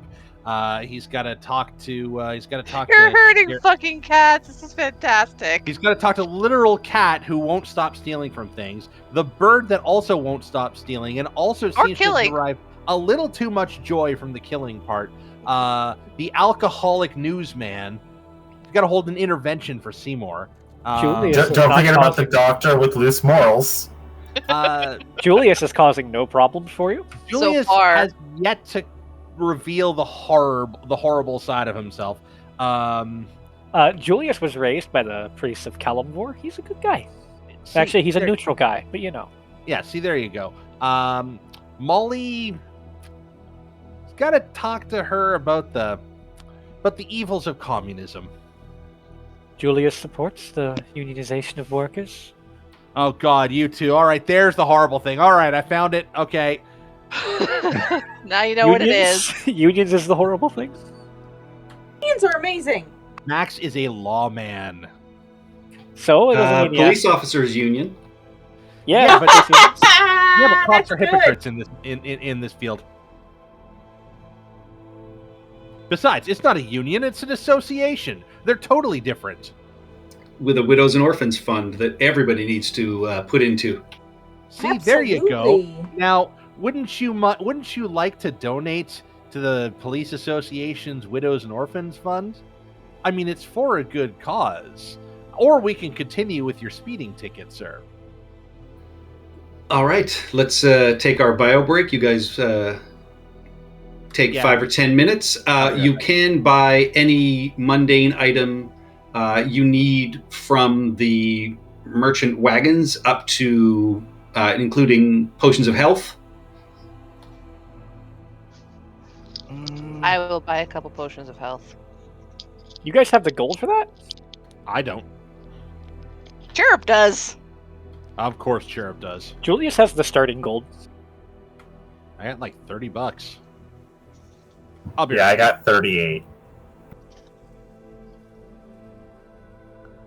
I got 49. Oh, 45. Legit question, bit off topic. Who wants a blanket? I am serious. I need to get rid of this shit. I mean, my sister-in-law is having a baby. She's technically due tomorrow. Okay. But you said you already had one ready for Kashi? I'm going to make him one. I have the yarn. I haven't started it yet. Our bedroom currently looks like a Michael's threw up in it. I've got yarn everywhere That's a in lovely piles, thought. No, let's sorted by let's weight. go back to that thought of what a Michaels that threw up looks like. I imagine a parking lot with carts with the streamers hanging off of it. I just gotta work through all these little odds and sod balls, and then I'll work on Cash's blanket because I need to get this bedroom back in order before Miles kills me. Hey, did you guys see that Christopher Walken's going to be in Dune 2? Yes, we're Yeah. very Yes. excited. Literally posted that on Discord. The Um, entire internet is flooding it. Well, I've because never- he was in a Doom-themed Fatboy Slim song. I've never watched or read Dune. I would suggest the audiobook. It's got different actors. It's fantastic. And technically, currently the have films an also have audiobook. different actors, but that I'm listening to. It's currently got 33 hours left, so might be a bit. The Dune one is like 25 to 30 hours, so yeah.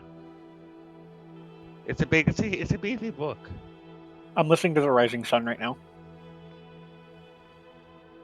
Like the war movie? No, the book, the educational book, history book. The one that Dan Carlin kept referencing on. Oh, okay, cool. Yeah, I want to listen to it at work, but it gets so dark. oh yeah. It's I was listening to the World War one. That was like really bad. I laugh when he gets to the part about Taranto. The Battle of Taranto. Because there's a Taranto in Italy with an A instead of an O. Taranto. Wait, is that not how y'all spell y'all city? Now it's Toronto. Taur? Tor, like bull? Nope. Like Tor. He knows how to spell O-N. Toronto. Wait, like Toronto? Is that what you're saying? I'm I back. spell it like that a lot. yeah. But as an immigrant, I found out you spell it as Toronto, but he pronounces it as Taranta. Tirana. Yeah, it's Tirana. Listen, The- if you're There's no T's other It's than like the first one. Tirana with a T. yeah, listen, if you're really advanced, you don't even pronounce it with the first T. It's Trana. Or if you're from outside of Toronto and you want to be offensive, you call it Tayrana. Tirana? I've never heard that. Tehran. You just Rex that joke. It's a reference to brown people living in Toronto. Yeah, it's not really a nice. It's mainly used in the western provinces. As a brown person, I'm offended. I've never heard that, Ian. So where did that would come from? Oh God, As a white person, I should be offended all the time, but I'm not. your privilege doesn't let you. Oh, I get nothing? Okay, fine. I'll be quiet over here. Yeah, you're brown. You don't have white comic privilege. Oh, for fuck's sake. You're gonna get heckled like what's his face? Although he deserved it. He had it coming. Ooh. Chappelle. Chappelle's is a turf piece of shit right now. I mean, he's What's been. the joke? What was the joke that got him slugged? You know, he just literally said, "I'm a turf." I agree. I'm a turf. Oh, Okay, so long story short, when J.K. Rowling went on her turf mode, Dave Chappelle said, "Okay, I'm gonna follow her. I'm also a turf." for absolutely no good reason other than to piss people off. Basically, that was my thought. Was he did it just because every time he does that, he gets a ton of publicity and people watch his show to see. But whatever. Yeah, but Whatever. yeah, He's basically one of those old comics bitching about how comedy's changed when it's really they haven't changed in 40 years. I mean, you can't have the same template throughout time. Like George Carlin kept things fresh his entire.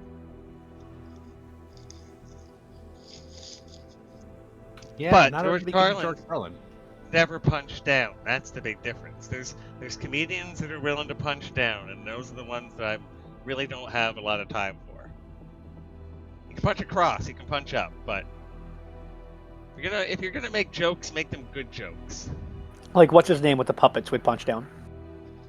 Jeff Dunham. Yeah. I never He's no liked longer him funny. Yeah. I liked him when I was 12.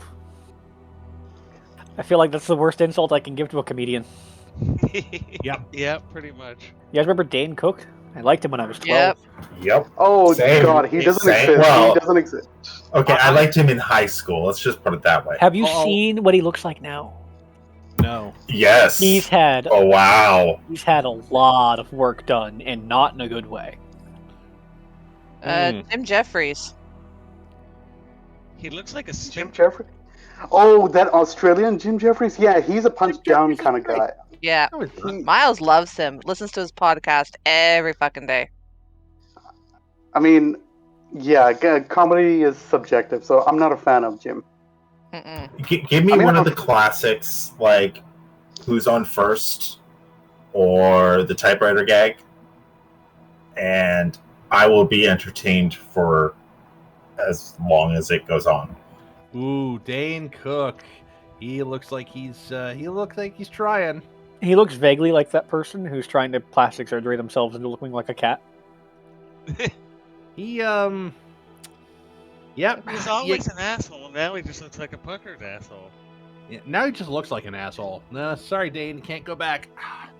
No, that's just too much lemon on that asshole. Okay, let's get back to the game. I don't know if Patrick's back yet. Okay, let's go Let's back to dig our bashing own graves comedians. on Twitch. Like, I'm gonna get them fucking kicked off. They just have to keep talking for a bit. Anyone else watch Jimmy Carr? I like Jimmy Ooh, Jimmy yeah, Carr. he's funny. Let's do He's some funny. Jimmy Carr, yeah. He's Jeff, the British who comedian. is my joke? Who is my joke? No, Yeah. what is your joke? Who's on first? Did you like Oh, that? That's just Asking who somebody is that I should know who they are is my joke. who does that? Ah, I mean, Jimmy Carr is funny. I mean, I like his delivery, and I also like Frankie Boyle. See, I Jimmy was talking Carr about is it good. last. Is a good example of the type of comedian who can make a joke that is about someone else, but isn't punching down. Like, not belittling, making a joke about. I'm trying to think of a good example because he said some really some quite funny offensive things. oh I mean, yeah, like the- we watch all of his specials, and he has the show 8 out of 10 Cats Does Countdown. Yep. Oh, if you love, I don't know. I mean, Jimmy Carr is funny, but there's another comedian, Dara O'Brien. He's funny. I Brian's like always, it. always good. He's always Oh, reliably funny, that guy. Oh, I like him. Yeah. Shane DeMille, can you do that accent again? Who? Say the name again. Dara Did- O'Brien. Dara O'Brien. You're straight into Scottish. Irish Okay, is a little I- bit more lilting. Dara O'Brien. Almost. I'm You're actually getting- taking Irish lessons right now. there you go. Well, Look, so first we you have- get a glass bottle, and you get your gas jerry can. So you start filling the bottle about halfway with gasoline. Then you drag in it, wait for the wick to suck up the gas, light, then throw it at a Protestant. Okay, look, the best way to learn Irish is either you listen to Anya songs or just say Liam Neeson. I think you're set for life. I'm Liam actually Neeson. going through Duolingo right now because I'm tentatively planning a trip to Ireland next year. So Excellent. Gonna Although I apologize for Brendan. Just gonna follow the same trip and just apologize at every place. I that out, Ian. No, that's just weird. No, All my right, now- everybody back? No. Yes. Yes. We're done being offensive. All right. So yes, Now. you see this massive wagon roll up, and Seymour, can give you a basic guided tour of it. So it is the bottom level here, and then the top level. But you can see it sleeps, 8 or 9 people comfortably. I look at this thing and just kind of tilt my head and go, "Is that a staircase?" Yes. My father had a midlife crisis. This was it. Seymour, this is mahogany, not cherry. Are you sure? I'm not really much of an arborist. Seymour, I'm not an architect or an engineer. Doctor, you're gonna have to help me out on this one. But how does that thing not twist itself apart? The magic of maths, I'm told. Engineering, clever design, light materials. I tentatively step in this thing. And it's Doesn't- nice and warm, but not too warm. Smelling of ink and paper. Is that a wood-burning stove? Well, if you want a hot shower, it can do about... Oh, I don't know how much a hot stove could do. 10 gallons a minute. There we go. That's a lot. Yeah, it's probably a lot. Either way, we can do a lukewarm shower decently. Those are bunk beds. Yep. Yeah, and there's more upstairs. 2, 4, 6, 8, 10, and then presumably in the bottom right corner of the second floor is... No, that would be 12. This damn cart seats 12 people. How do your horses pull this thing? Bob, expertly, I'm told. You've never ridden in it. No, I ride in all the time. I've just never asked the opinion of the horses. I feel this makes us a target for bandits. Oh, does it ever? This is going to be fun. They're going to be surprised when Max jumps out. Well, I guess I've just been volunteered for one of the beds near the door, haven't I?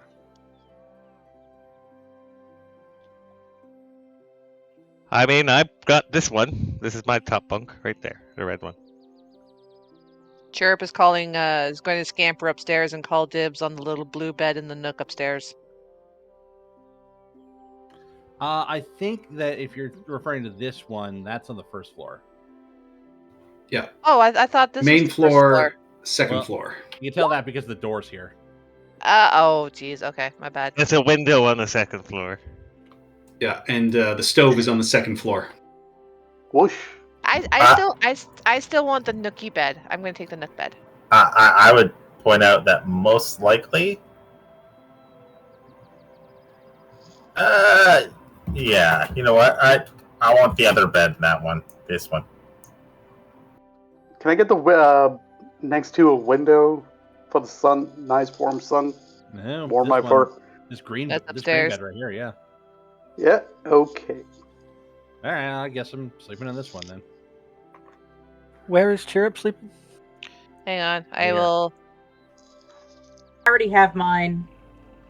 I don't think it matters.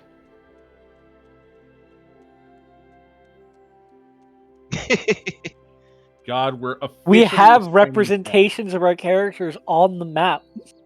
Did you seriously jump Yeah. into my bed just to spite me for that. the ship? No, I actually didn't know which bed was yours. Oh. I like that we're playing Sims RV Fantasy Playhouse right now.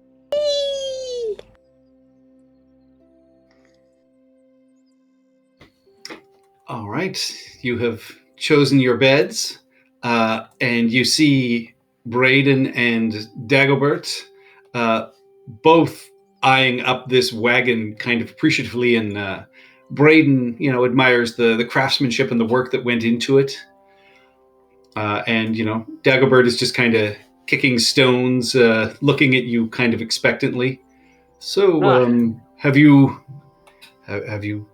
decided whether you'll come to our ceremony? Dagobert, and I lay a big scaly hand on his shoulder.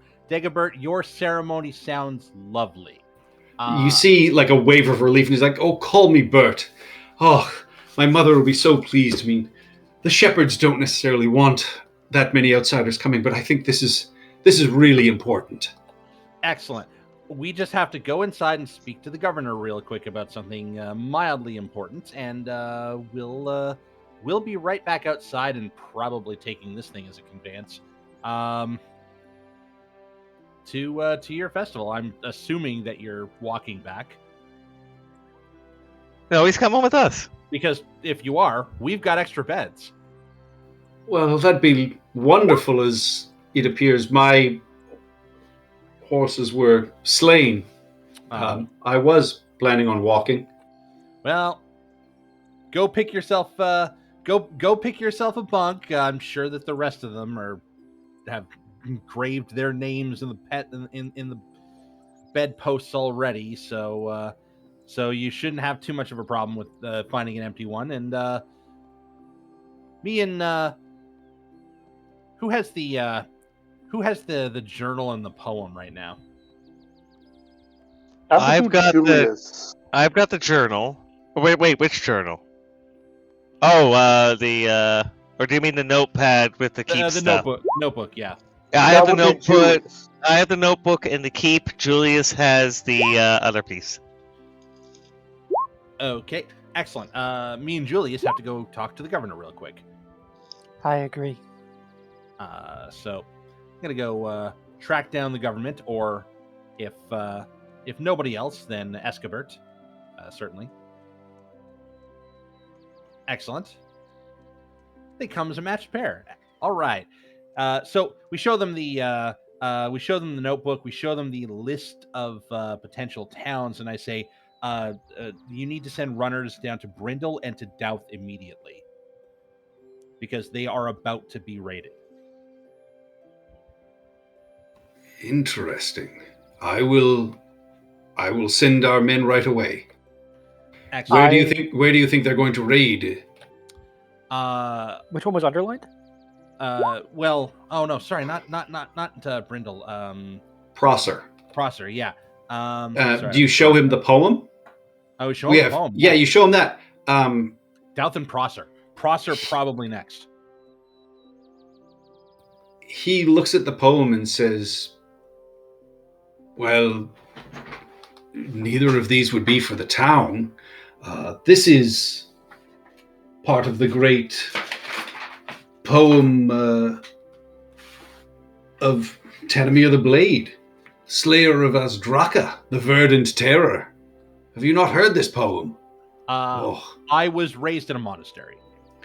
Oh, well, it tells the tale of Lady Tanamir Alagondar and 4 of her great allies that fought a dragon ages past, the verdant terror. And her allies were struck down, and with her dying breath, she used her dragon-slaying blade to slay the dragon. And they say that she was buried with this blade, and I believe that Tally was trying to figure out where her burial mound is. Okay, sounds like Prosser is next. You need to tell them to guard especially local libraries, look for spies. If possible, they should remove the contents of the library and hide them. Yes, Secret them away any, somewhere in the town. Yes, especially any contents that have to do with that era, or with Tanamir the Blade. Or dragons. And Braden will sort of come on and go, "Well, Prosser, they're weirdos down there. Everyone's really calm and just, it's a little strange. Oh, Good no. mushrooms there, though. Really good mushrooms." Oh no, are they Okay, let me guess. Do they all practice group communal marriages there? Do they have a very strong leader? No, nothing like that. I mean, Okay. a group of retired heroes basically look after the place. So it's very peaceful, very calm. Everyone's just, I don't know, they're just weird. But Could it yeah, be the good, great mushrooms. Excellent. I mean, we sell them across the Vale. Excellent. And presumably there's some mushrooms that are very good for cooking and some mushrooms that are good for, shall we say, taking a load off after a hard day. Seymour will cough at that and act like he doesn't know what you're talking about. We'll talk, Seymour.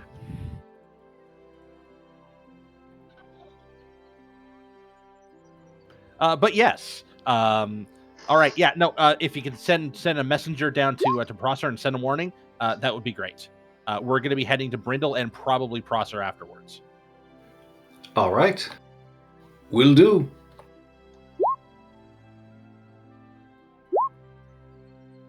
And he, immediately calls for the head of the watch and tells him to get some riders going on whatever horses they can scrounge up. I'd like to insight Nighthill. All right. I don't fully trust him. He did send us to the ambush. He seems completely genuine. All right. Got my eyes on him. Fair enough.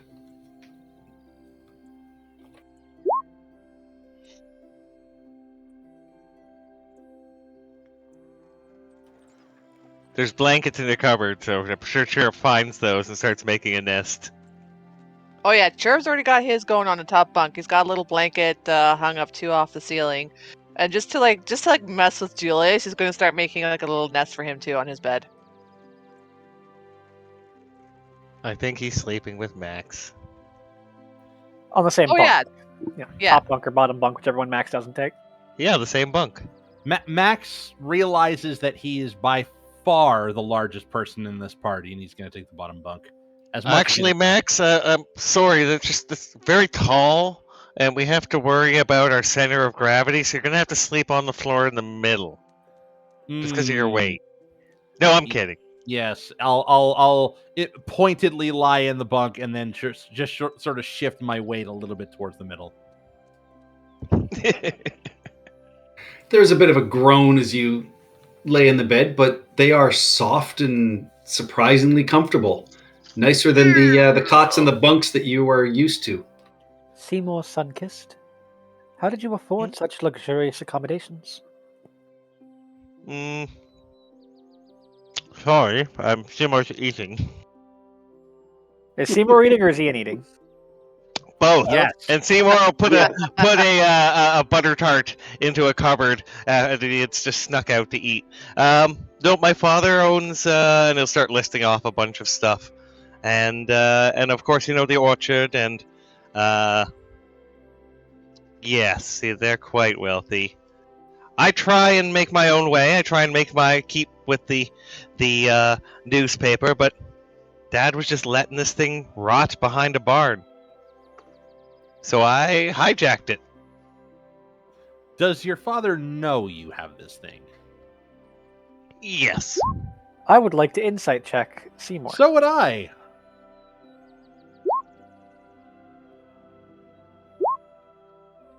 Oh, that's better. Well, you both don't think Seymour specifically asked his father. You'd probably feel like it's one of those family things where, of course, he knows just because it's a rich family and one of the servants probably told him along the way. And Seymour just assumes it's okay to take. Seymour, And the cost of replacing all the exhausted horses. Yeah. Yeah.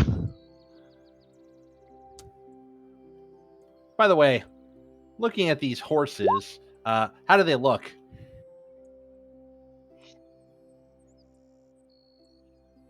They look good. They are well cared for. You recognize that a couple of them were returned from the lizard folk, so they're not in the peak condition, but they are very well looked after. Okay. Well, as long as oh yeah, he's got also 3 followers too, doesn't he? Yeah, but they're mostly. Wait, hang on. Did Ian take the night background? As Double night always, background? Don't. You're kidding. Well, yeah, because it comes with 3 followers. yeah. like, come Though on. they do not go with Seymour, but they are his newspaper employees, basically. You wonder how this thing's maintained? That's how. Well, I mean, yeah, they use it too. We use All this right. for newspaper stuff. All right. Well, let's get a move on. I think It's all a big write-off. absolutely. Let's get a move on. Bashed is next. We've got to meet the mayor. And Oh, also, shit, do the we have a Angels. driver? Or am I driving? No, there is a driver. Somebody had to get it here for you. So Alrighty. we're cruising around in an RV. Yep. That's great. Quick question: what is the roof of this RV shaped as? Is it flat or is it like? Well, you can see it in the image here. It looks peaked to Okay. me. It's peaked. Oh, it's peaked. Okay, so I won't be able to sit over there and bask under the sunlight. Well, they could straddle it. My cat will sit on a towel rack. I mean, I do have fantastic dexterity. See, you It can wouldn't be the smoothest ride, but lie it on would top. be warm because it looks like it's gray or black tiles, so it would definitely retain heat. Ooh. And I'm also solar powered, so that'd be nice. See, he's already up there.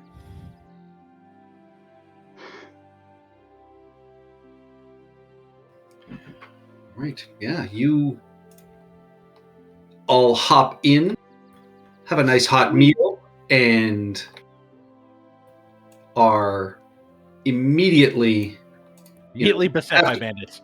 after the horses are watered and fed, head out along Can we? the roadways. Can you what? Can we start singing? Moving right along. In search of good times and good news. With friends you can't lose. Someone change the channel, please. I would like to try something while we're moving along. Moving right Sure. along. Sea shanties.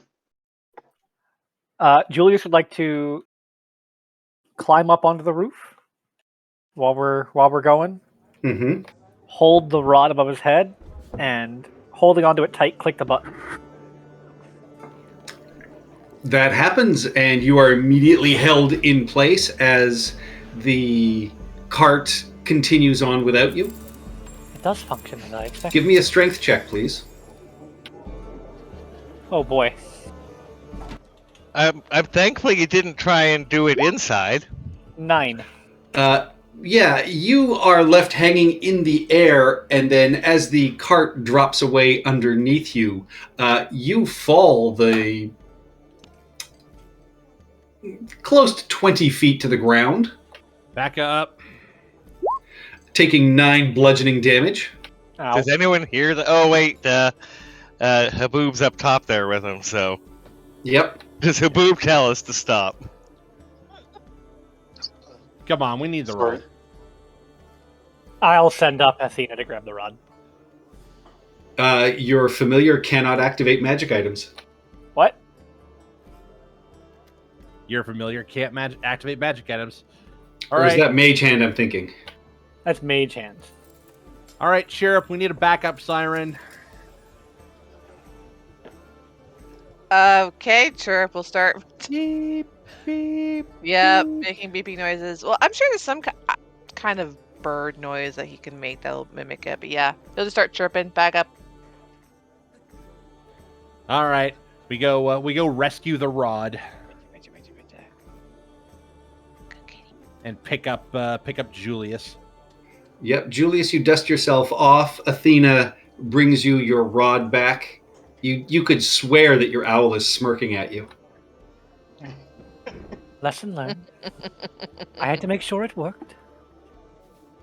Seems Would like have there's. been far more dangerous to activate it inside. I mean, you could have done it when we stopped. I suppose. Yeah, and you could have done it at ground level. Yeah. And you continue through the night. All of you sleep in the comforts of the travel wagon. And surprisingly, to all of you, go ahead. I would have cast alarm around it before we went to bed. All right. It never stops moving. And you are able to drive through the evening. And, you awake, make yourselves breakfast. You all gain the benefits of a long rest. And, the next morning you pass through Elsicross and eventually find yourselves in the town of Bashed, where the cart sort of comes to a stop. The horses are tended to and fed, watered, easy enough to find, a place for them here that Bert shows you where you can have them tended to. But in this way, you make it to your destination without wasting too much time. And arriving in Bashed, you can see that this is a very quaint, very small village. Bert points out, that the festival is going on, and points you to a selection of tents and stalls that have been set up on the far side of, sort of the central square, and just says, lovely baked goods and things that are there, and, baked, brewed, barbecued goods, all exchanged for, and he'll sort of finger quote, with gifts. The items are not sold, even though the traditional gift is just an appropriate amount of coin. But, that is just part of the festival, and delightful. And he points you to a brown goat with a fabulous tricorn hat who happily appears to be lapping up something from a bowl in the pen in the center of town. And Bert will say, that is Mayor Snowball, drinking what appears to be his usual serving of ale. He's very friendly and loves scritches if any of you want to say hi. Who's a little sacrificial goat? I whisper as I scratch his chin. He nuzzles up to you and, nibbles a little bit at the cuff of your clothing. And I'll look around, and if no one's looking at me too hard, I'll pull out my flask and I will top off his ale. There you go. You might as well enjoy your last bit of life, bud. That's the good brandy. Enjoy. Yeah. And one for Seymour. He drinks it up. Nice. A well-behaved goat with hasn't eaten that hat yet, I've noticed. I think it's got severe psoriasis, though. No, he's never even nibbled at the hat. We take very good care of our mares. No, this is a goat, not a mare. Absolutely. Speaking of which, tell me all about this ageless stranger. Does he come into town? Or do they? Do you take the mayor out into the woods and just kind of walk away? We take the mayor across the river. There's a little beach on the far side that we bring him to. And then what happens at that point? Then we turn around and leave, and the stranger lets us be for another year. Let me ask you this. How long have you been doing this? You'd be better asking that to the shepherds. Mhm. They're the elders, and he points you to, the group across here at the far side of town, and he says, "My mother is one of them. Don't be too offended if some of them are upset by you. They don't necessarily like strangers." Well, let's just say that speaking is a bit of a gift of mine, and I will also drag Seymour along because apparently he could bullshit as well. Yep. All right. To the elders. And Seymour and Padme, Molly, you all notice with your passive perceptions as you are, just sort of walking through town. I mean, this whole town is made up of about a dozen small buildings.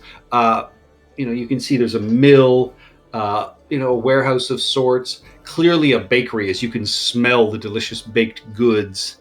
And, there's also freshly brewed ciders and beers and cooking meat sort of drifting across in the wind. And you see, a group of people on the far side. They're, in conversation as merriment as everybody seems to be enjoying this lovely sunny day. But you also notice that each of the homes here seem to have symbols sort of scratched into their door. Each one sort of slightly different. Is Dagobert with us as we're heading to meet the elders? Because if he is, I will ask him what they mean. He will just say, "Oh, they are for people here believe they are protection against the good neighbors." Can someone explain to me precisely what the good neighbors are? Well, they're not good, I'll tell you that.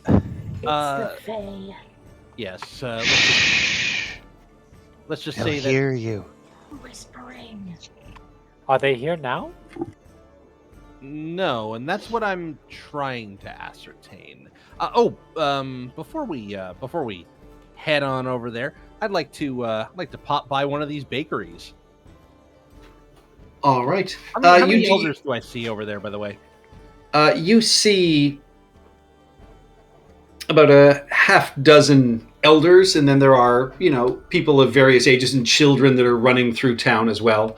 The bakery you can see is currently closed, but the ovens are hot and cooking, and as you sort of wander by, a window slides open and a younger woman just says, "We'll be bringing the next batch out down to the celebration in a few minutes if you want." Oh, excellent. Thank you very much. I was actually hoping to pick up, a dozen sweet rolls or something like that if you had them available. We will have an extra dozen brought down. Excellent. And what's the customary gift for such a thing? Oh, well, a gift for something like that would just be 2 silver. All right, I will fish 2 silver out of my my purse and go. Oh, look, two lovely silver platters with the regent's face on them. This will look excellent in your home, because clearly this is not a purchase. A delightful gift. Thank you ever so much. All right, and we'll head down to the elders, and I will. And don't worry, Max. I have what old ladies like, and Seymour will wink at you. And yes, it actually is booze. and you can tell, Molly, that Bert is getting maybe a little more nervous the closer you approach. And, as you come nearer, there is an elderly, appears to be a half-elf, and a very sharp voice, just kind of, piercingly just says, "Dagbert Valder, what kind of riffraff have you brought to our town? You know outsiders are not necessarily welcome here. How dare you go against the order of the council and bring these folks?" And he, looks a little sheepish, and then another woman, sort of pipes up, my son did the right thing. Ooh, can I Oh. interject that? Sure. Well, we know we knew that one of the elders was his mother. What was his mother? Yeah. And you can see there's another, group of people that are around here. There's another halfling female, a human, another half-elf, and then another elderly female who appears to be blind, but is being sort of pushed around and assisted by a young human male. That all, a mixture of sort of rolling their eyes and sort of watching this conversation intently and sort of enjoying it. And I mean, quite clearly, this is a long-held disagreement between these two. And, they kind of snipper back and forth at each other. And then eventually, the one woman stands up and just says, well, I am Hiltrude. Call me Trudy, Valder. I am thrilled that you accepted the invitation of my son. And the older woman then kind of snips up. He is not on the part of the shepherds. He does not hold any official role in town. So his invitation is strictly that of one of the townsfolk. I hope you're aware of that, people. Yes, of course. My name is Maximilian T. Justice, Paladin Extraordinaire, of course. I'm not really here as part of the Lion's Head Garrison, but I'm associated with them. Incidentally, I'm having the bakery bring down about a dozen sweet rolls if everybody's had if nobody's had breakfast yet. I figured that might just hit the spot here. Don't think your sweet words and sweet breads can help here. Yeah, I'm but, sure that help, the good neighbors might interpret this as straying from our traditions, so everybody here might be in danger. But, madam, it is always tradition to bring a gift, and I do have something. I hope if you would take this and enjoy it, and while you enjoy it, just answer a few questions of me and my friends, and we won't make a fuss, and we'll be gone before you know it. And I'll walk over and I will hand her the flask with the strong brandy. She looks at you and says, how dare you bring alcohol into this celebration? Wait, they had cider though. The Did they? women have cider. Not all ciders are alcoholic either. Yeah. And is this the woman I'm giving it to? Yes, this is the snippy sort of woman. So you get the sense that, while she reacts that way, the other shepherds they're a little more curious. And the blind woman just says, oh, I'll have a nip of that if you don't mind, young man. Oh, and I will take it over. Yes, of course, Elder. Here, enjoy. Absolutely. After all, sharing makes for, shall we say, good neighbors. We don't invoke that lightly here, my friend. I've been apprised of this situation, yes. And we were honestly hoping that maybe we could help, or at least get some information from the town's repository of wisdom, as Seymour will kind of look around at the rest of the elders. We know who knows in town, and we know who's smart, and that's who we came to talk to. Well, pull up a seat, and as this happens, the trays of sweetbreads are delivered down. Some of the barbecued chicken and what they tell you is Wilbur, the local pig, are served around, and it is all hot and warm and delicious. They do say, we will accept whatever gifts you wish to offer, of course. And we will offer good gifts. Yeah, I mean, each of you, it would be 1 silver apiece just to, have some of the meat and the drink and everything else here. Amazing. We have more of these portraits of the region. And the blind elder who introduces herself as Deuteria Moulin, will say that years back when I was just a young girl, a cloaked figure known only as the Ageless Stranger appeared in the only tavern here in town and demanded we start offering a male child as an offering to appease the Bloodlord, who would kill all the residents of Basht if he was denied. And being a practical lot, they acquiesced.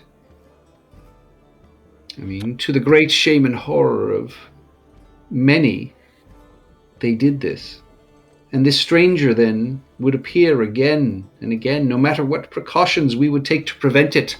The sigils on our door, offering up sacrifice and blood in other ways. We closed the taverns and the inn, but then the stranger would knock on doors and we would be forced to invite them in. So we came up with secret knocks to permit entry, but no matter what they took, eventually the stranger returned. But about 15 years ago, the mayor of the town, Robin Goodman, had the idea. He negotiated with the stranger, who, despite the rest of us aging, remained the same youthful face the entire time. But Mayor Goodman came up with the idea that a male child might not amount to much. But what about a man who had already achieved greatness? Wouldn't that be a far more prestigious gift for the patron? He suggested that a leader of men was even far more suitable, and he agreed to be the offering for that year.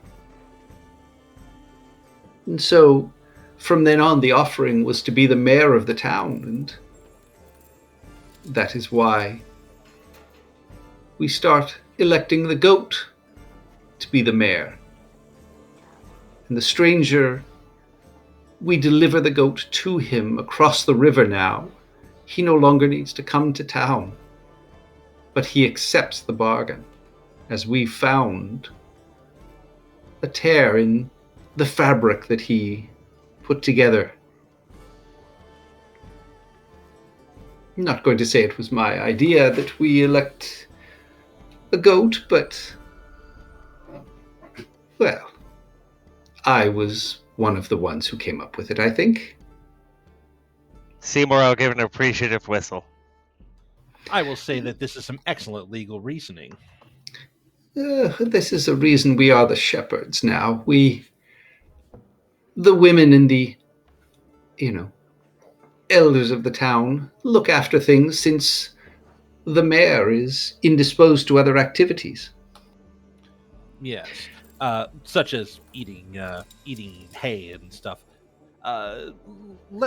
Let me ask you about this fabric. You said that there was a tear in the fabric. Oh, I was just being fancy with my words. It's just a word for loophole. Ah, yes. Excellent. We have many old customs here, putting the beer out on the porch, putting the symbols on the doors, fencing in the hawthorn bushes, those kinds of things. Yes. In all of your time here, you've all personally witnessed this ageless stranger? 15 years past, of course. Some of us have, yes. Have you seen his face directly?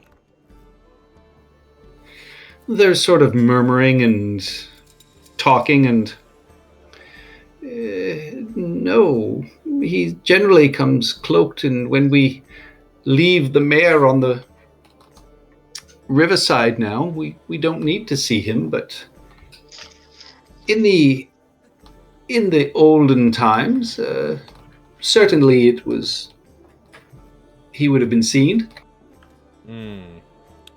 Yes, and tell me more about this this Blood Lord.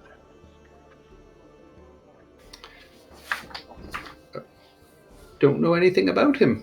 mean, other than he is obviously one of the good neighbors out in the forest that we need to protect ourselves from. I mean, by giving the, agreed upon sacrifice every year, we've thankfully prevented us ever having to meet them. Yes. Have you ever met any of these good neighbors? Run across them while you were out hunting? No, or... we stay here. They stay in the forest. They are. Our agreement keeps us safe from them, along with our traditions. Seymour? Yep. That's Chris saying he's out of questions. Oh, has anyone, I mean, pre the 15 years ago, tried to fight the stranger? We are not fighters here. We are simple folk, and know that I would assume that is the one reason why they agreed rather than fight. I mean, there are no warriors among us. Could it be time to make a new deal? Because this seems pretty one-sided. Protection is a vague racket employed by con men, thugs, and the government. It is, and I mean, with this, the elder woman, pipes back up. It has kept us safe for generations. How dare you besmirch the work we have done for this town? Do you think we're fools? Let me Spitballing. Let me put it to you this way. If I were to walk into that bakery there and say, "This is a lovely bakery you have here. Now pay me $1 a week or I will set it on fire." Would you consider that to be protection? After all, your bakery is not being set on fire. Your words can't protect us. Our agreement, our understanding of this is what has kept us safe for all of these years.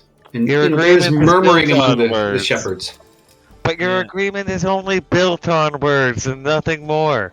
On idle threats, on a unseeing, uncaring, killing force coming for your children. At Just this words point, and feelings. a person sort of breathlessly comes running across, and you just hear, the mayor's escaped. His pen is open. We don't know where he went. And with that, you see alarm sort of spread across everybody's faces, and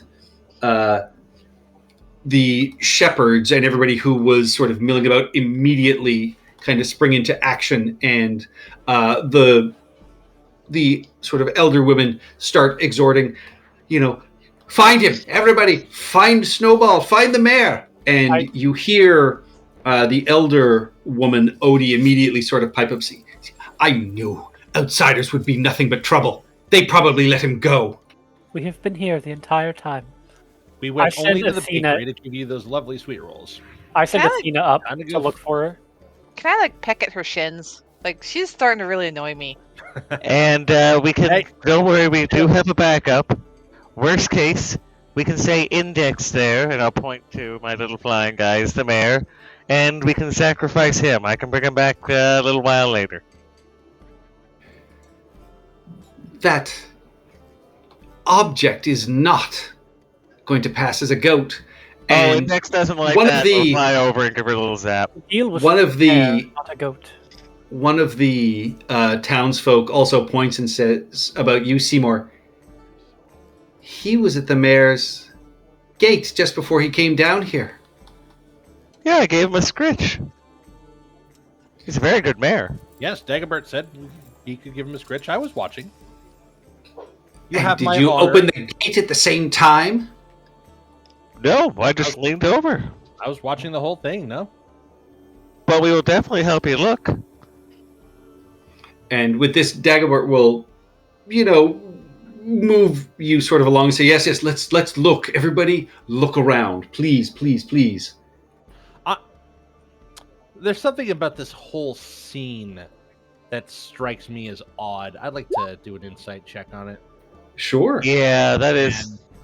I'm gonna go with Max on that and go with his gut. I'm mostly looking to see if this is artificial. I want to know if it's that old grumpy woman's fault. If she's like wasn't surprised or less surprised than the other people. You can see that. I mean, you can sense that underneath her anger is great fear. This is not okay. something she organized. All She's right, so terrified.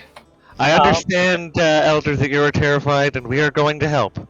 Let's start searching. All right, Haboob, I've Sheriff, got your Athena attractors. up there in the air looking. Yeah, an Back index outline. will go up and stay within 100 feet in case I have to check through his eyes, but do the same thing as Athena. All right. How high? Sorry. I was going to ask if I could make a roll before this happened.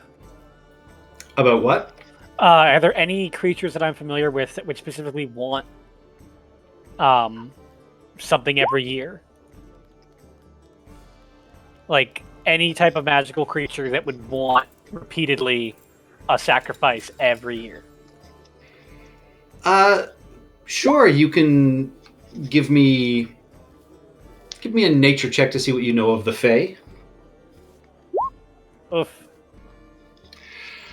Nothing specific, and as well, I mean, they talked about over the years that it was sporadic when the stranger arrived. It's only more recently with the goat that they come every year.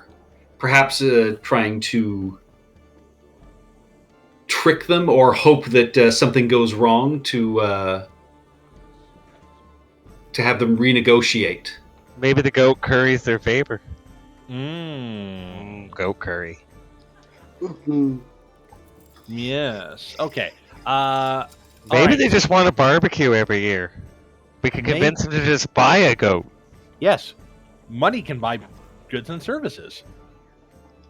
Okay, so we have Haboob, you've got a survival skill, one presumes.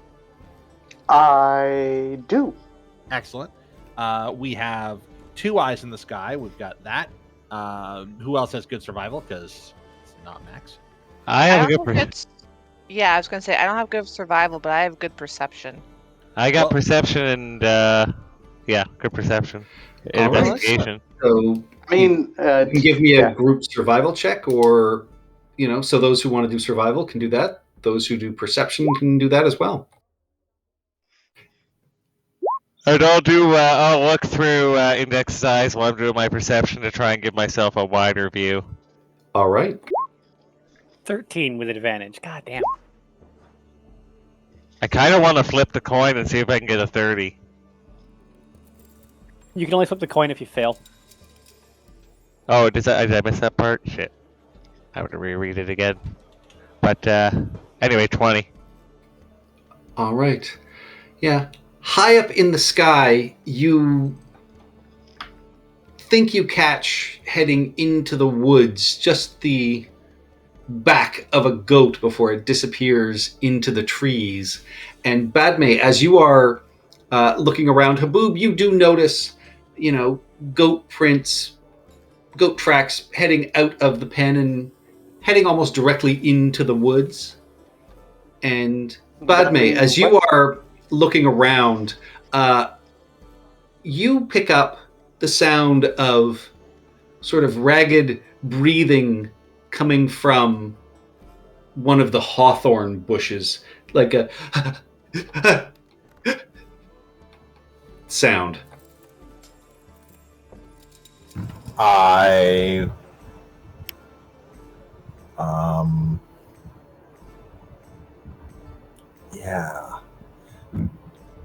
would try and get someone's. Yeah, I'd try and get someone's attention and sort of let them know what I've perceived. I'm not sure who would be best in this case.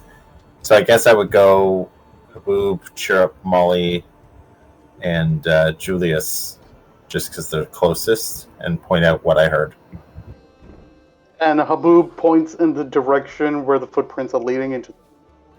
Yeah, the footprints head into the woods up here, which is where you saw them, Seymour.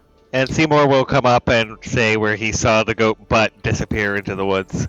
Okay, you guys go that way. I'll deal with this. Yeah. And Index will go speeding off while staying within 100 feet, so I can communicate with him in the direction of the goat and try and acquire it. Okay. Athena will go further and go ahead and get out of my range just to look. And Max All will right. fish presumably a terrified stable hand out of the or goat hand out of the bush. In the I'm bush. assuming some kid that accidentally did it. Yeah, you find in this bush here, Max, wide-eyed and terrified, a young human girl sort of hiding in the bushes. And as you come up to her, she just looks at you. I didn't mean to do it. I just wanted to give him a treat. So I opened the gate to give him a treat, and he ran off into the woods. Who? The mayor. Oh no. Yeah. You've dealt with goats. You know how they love to run off. Listen, it's not your fault. It's fine. Go find your parents. We'll get the goat back, okay? Grandma Odie's going to be so mad at me. Oh. Is Odie the one? Yeah, she's the mean one. Oh. Maybe you should go talk to Aunt Trudy for a while. Give me a persuasion check. Persuasion, 17. You think it'll be okay? It'll be fine. You'll get the mayor back. We'll get the mayor back. And hey, I know a bakery that's got some really nice sweet rolls. And yeah, as your illusion takes hold, she immediately stops crying and her eyes kind of widen. And Sorry, did not mean to do that. I was trying to read it, not send it. no, that's fine. But yeah, she she follows the unicorn, and Bert, seeing this happen, comes up and just says, "What was that about?" Don't worry about it. Let's go get your mayor back. Okay, and he calls Ledoux, and the man who noticed that the mayor was missing comes over, and you see him immediately drop to all fours and kind of sniff the ground, almost like a bloodhound.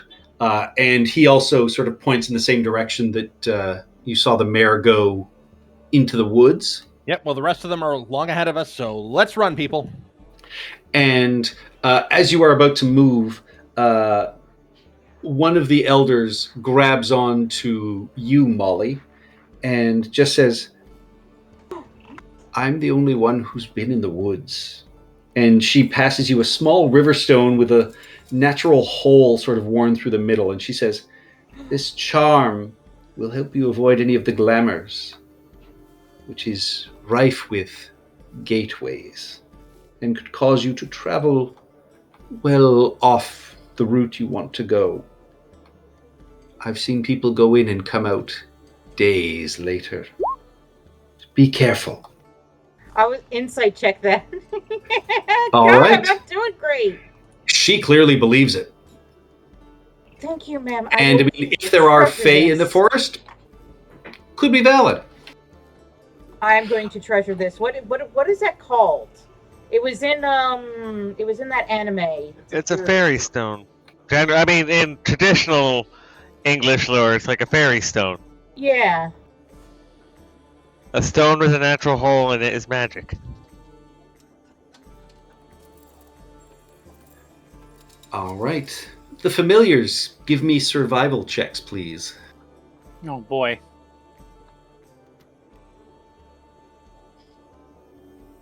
I don't think he has survival. He does Wisdom. not. So wisdom? 21.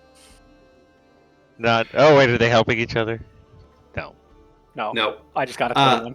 Yeah, 21. You are able to track the mare for a good 200 or so feet before the footprints along a worn path,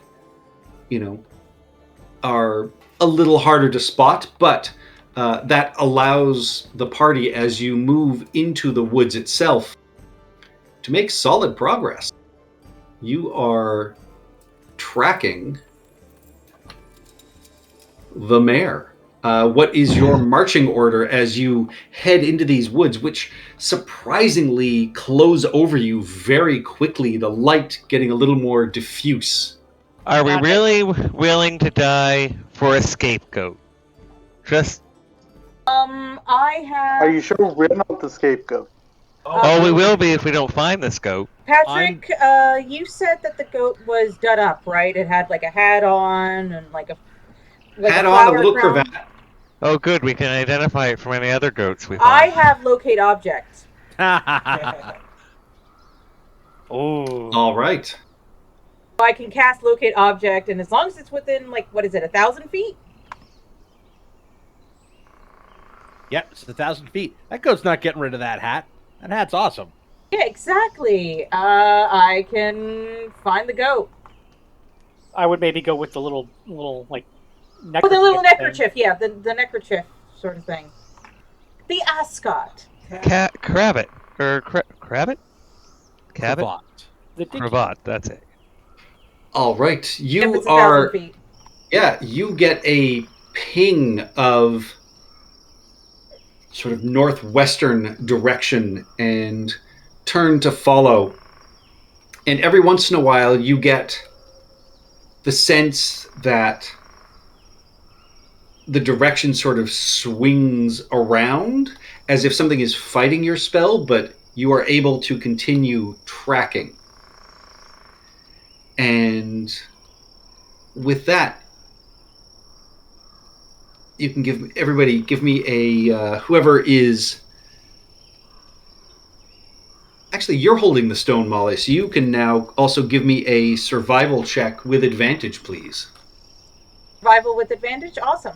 Yep. And be sure to guidance yourself. I will guidance myself. Thank you. How much light is there in here? There's still some sunlight coming through, but it is dimmer than you would expect at this time of day. Finally! You went from bright sunshine into slightly darker light. Finally a good roll. Two Yes. good rolls. You are not fooled by any of the fey terrain in here. And, you notice that some of the trees are even sort of moving on their own and shifting kind of the pathways, but you are able to continue straight and direct. And with this, after traveling for what feels like an hour, you begin to hear the sound of music, raucous laughter, and Seymour, you pick up the smell of roasted vegetables and meat. I smell a buffet. Oh, God. Hopefully they haven't sacrificed the mare yet. And you find yourselves coming into a small glade where you see a group of fae cavorting to a goat man, who appears to be playing some sort of small harp. You see another fey creature dancing with a green, almost feathered woman. And in a small circle of mushrooms and flowers, you see the mare, who is surrounded by pixies and sprites who are braiding his hair as he happily laps up what appears again to be frothy beer from a bowl that has been placed in front of him. And you can see that there is a large feast table set up on the far side of this glade, covered in various foods and intoxicating drinks and bottles sort of laying across the ground. how do you approach? Have they spotted us? Do they know we're coming? Is there a chance for a stealthy approach? Up to you guys. You've picked up this cue and have just sort of come to the edge of this glade, so this is what you have seen. They don't appear to have been paying attention to you yet. Whether or not they know you're there is another thing. Sure, how's your stealth? Decent-ish. What do I have? 7. Okay, I have a 6. I was thinking maybe both of us could sneak up on them. I don't know.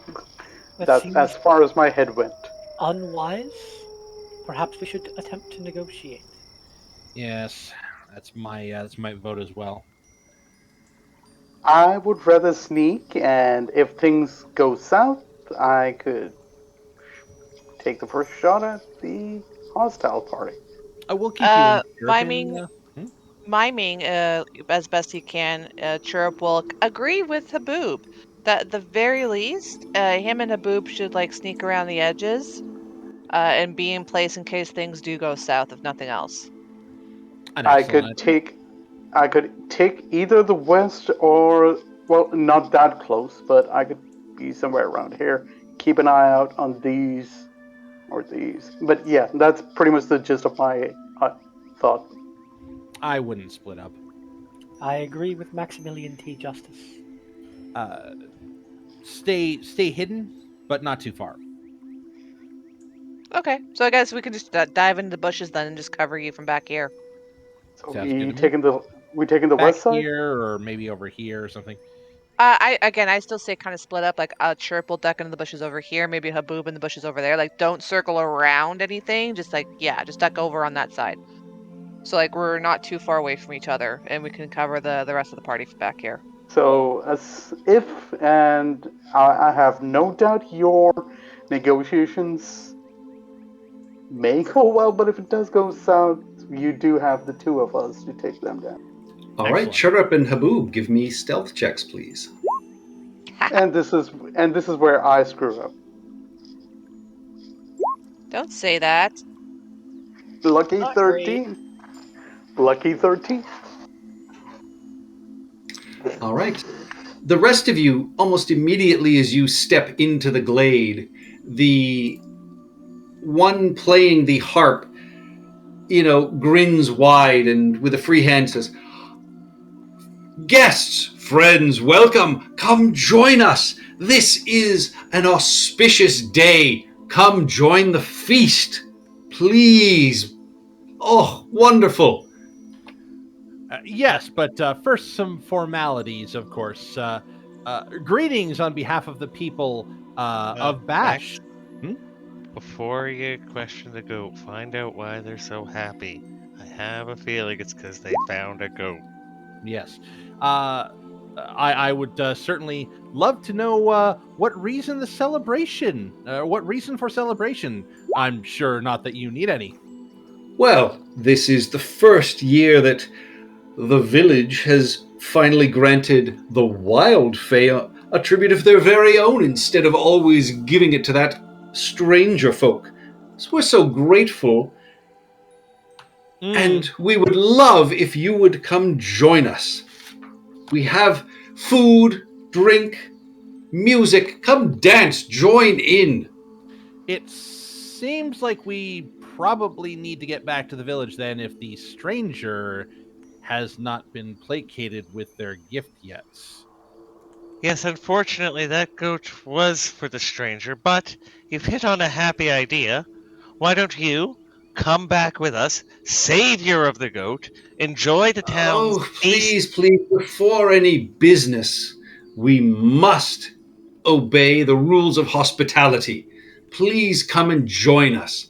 And with this, the green leafy woman also turns and points towards you, Haboob, and says, "You may come and join us too if you want to put your weapon down, my friend." Uh-oh. Insight check all this.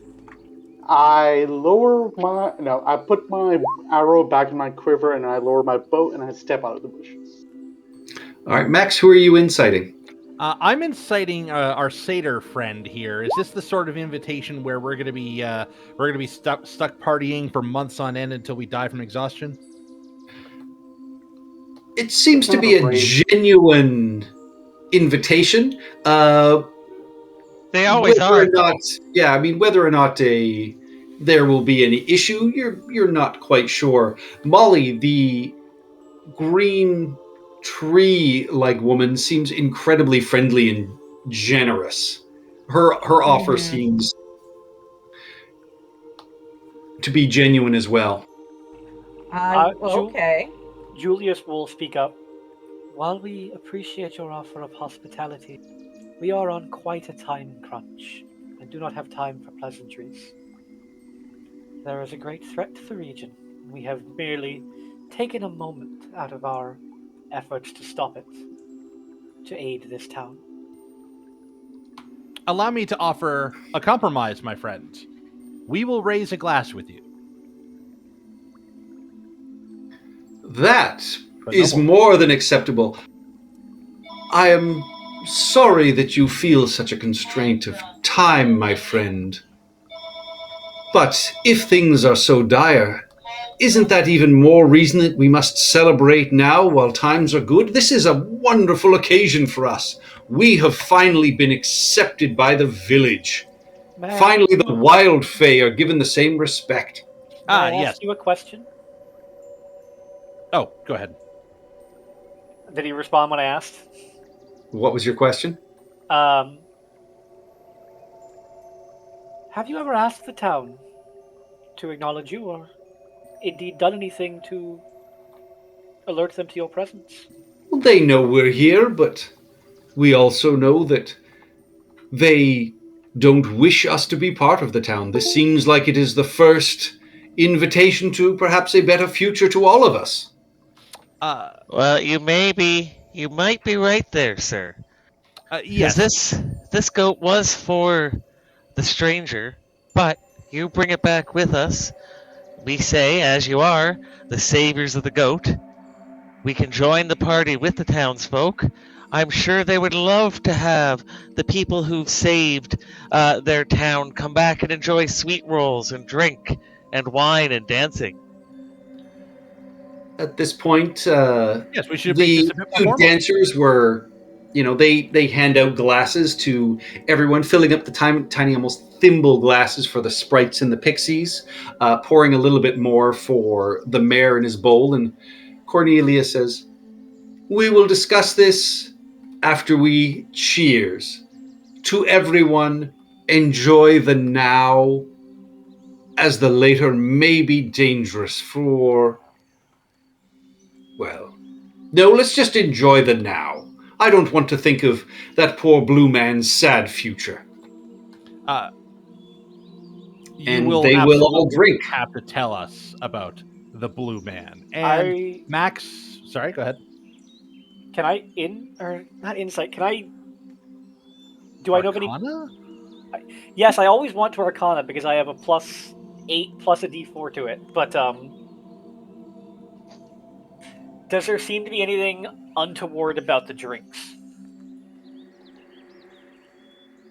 Do I have any reason at all to suspect that the drinks are poisoned? In perhaps a way that would not affect Faye?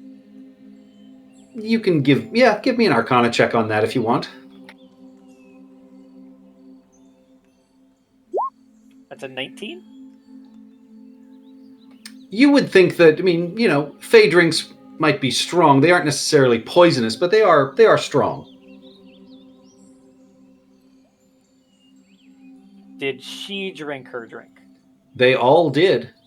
And they all look at you sort of expectantly. Julius will drink. Yeah, Max will raise the goblets and toss his back. I will suck mine, but then act like it's not enough, pull out my wine skin, and look like I'm hauling off on that, but then oh shit, do I want to drink it or should I just spit it into the wineskin? Fuck it, spit it into the wineskin. All right. Dip my lips, but not actually suck it in. Haboob, Badme? Haboob takes it and he fake sips. All right. Padme? Yeah, I'll just drink it. All right. Seymour, Molly, and Haboob, give me sleight of hand checks, please. Ooh, this is Would it be This is more my deception? this is my jam, yo. Oh, it's a terrible jam. I'm rolling the Flipping the coin.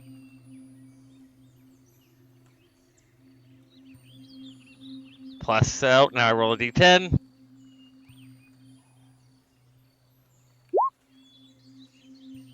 Bastards. All right.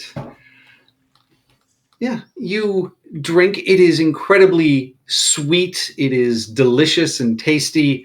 And I need everyone but Seymour to give me a wisdom saving throw, please. 19. Everyone but Seymour? Yes. Is this a magical effect?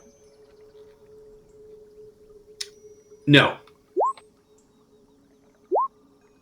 Wow, I okay. Really? Ah, when I needed you! When I needed it! Molly's always Luck- been a bit of a lush. Lucky 7.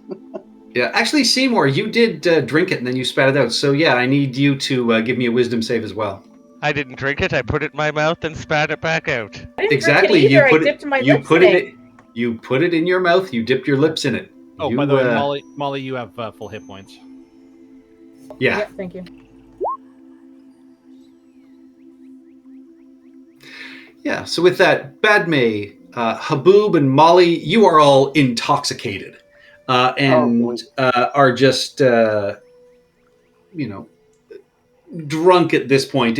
Everything just kind of whirls. The music and everything sounds and feels better, and the one playing the harp, then says, "Oh, by the way, I am Cornelius, and I am sorry, but if this goat, it is not proper that a gift that has been given should be given to someone else. And frankly, this goat can then no longer be a proper gift to the Dark Fae." Yes. A gift back is always kind, especially now during the townspeople's festival. Yes. Cornelius, I hate to... I'm going to level with you here. I hate to be the... I hate to spoil a party. Let He no doesn't. one... Insight check that. Let no one say that Maximilian T. Justice is a spoil sport. But unfortunately, that goat kind of escaped his cage and wandered over here. Indeed. It It's not a was- gift for you. It was, in fact, meant for the stranger. And this little flying creature walks up to you, Maximilian, and just says, "How dare you? Snowball is my friend. He shouldn't be forced to do something he doesn't want to do." I totally agree with that, actually. We would like to potentially resolve the issue with the stranger permanently. Yes, in fact, that's one of the reasons why we came here. We believed that perhaps he would be the stranger would find him, but since we found you, and you seem a much more Capable bunch. capable and polite, jolly bunch than whoever this ageless stranger is. By the way, who is this ageless stranger? If you don't mind me asking. Cornelius sort of shrugs and just says, "I don't know. I've never met this Dark Fae. Frankly, we're a little nervous about them as well. That's why we stay on this side of the river. They are on that side of the river." I have a question. And the little pixie just kind of flies over to you, Julius, and just says, "How do you get to decide for my friend what happens to him? It's not fair. It's not fair." I do not aim to decide something for your friend. And at this I aim point, to the decide mayor looks up and just says, "Good. I don't want to leave my friends either." And that's where What? we're going to end it for the night. What? The goat talked? God Well, damn. now that it's a sentient goat, it's Done. absolutely not a question of do we Done. give it to the Dark Fae. No, we absolutely give it to the Dark Fae. We just have to convince him that as mayor, it's his proper duty, like the mayors before him. Look, we're not going to vault whatever number vault that was at this. Oh my god, this is literally like vault whatever from New Vegas. God damn it. Is that the one with the tiger? No, it's the vault where they elect a mayor every year and then the mayor has to die. Like the lottery. Yeah, that's No, just they elect lottery, it. Brendan. No, they elect a mayor and the mayor has to die. And you know you have to die at the end of your year. So, like, electing the mayor becomes a bad... Like, you don't want to be the one they elect as mayor. Yeah, I know the one he's talking about. It gets And real the twist. crazy. That was good. Perfect ending point. All right. Thank you, Ah. everyone, for watching. We'll catch you next week. Bye-bye.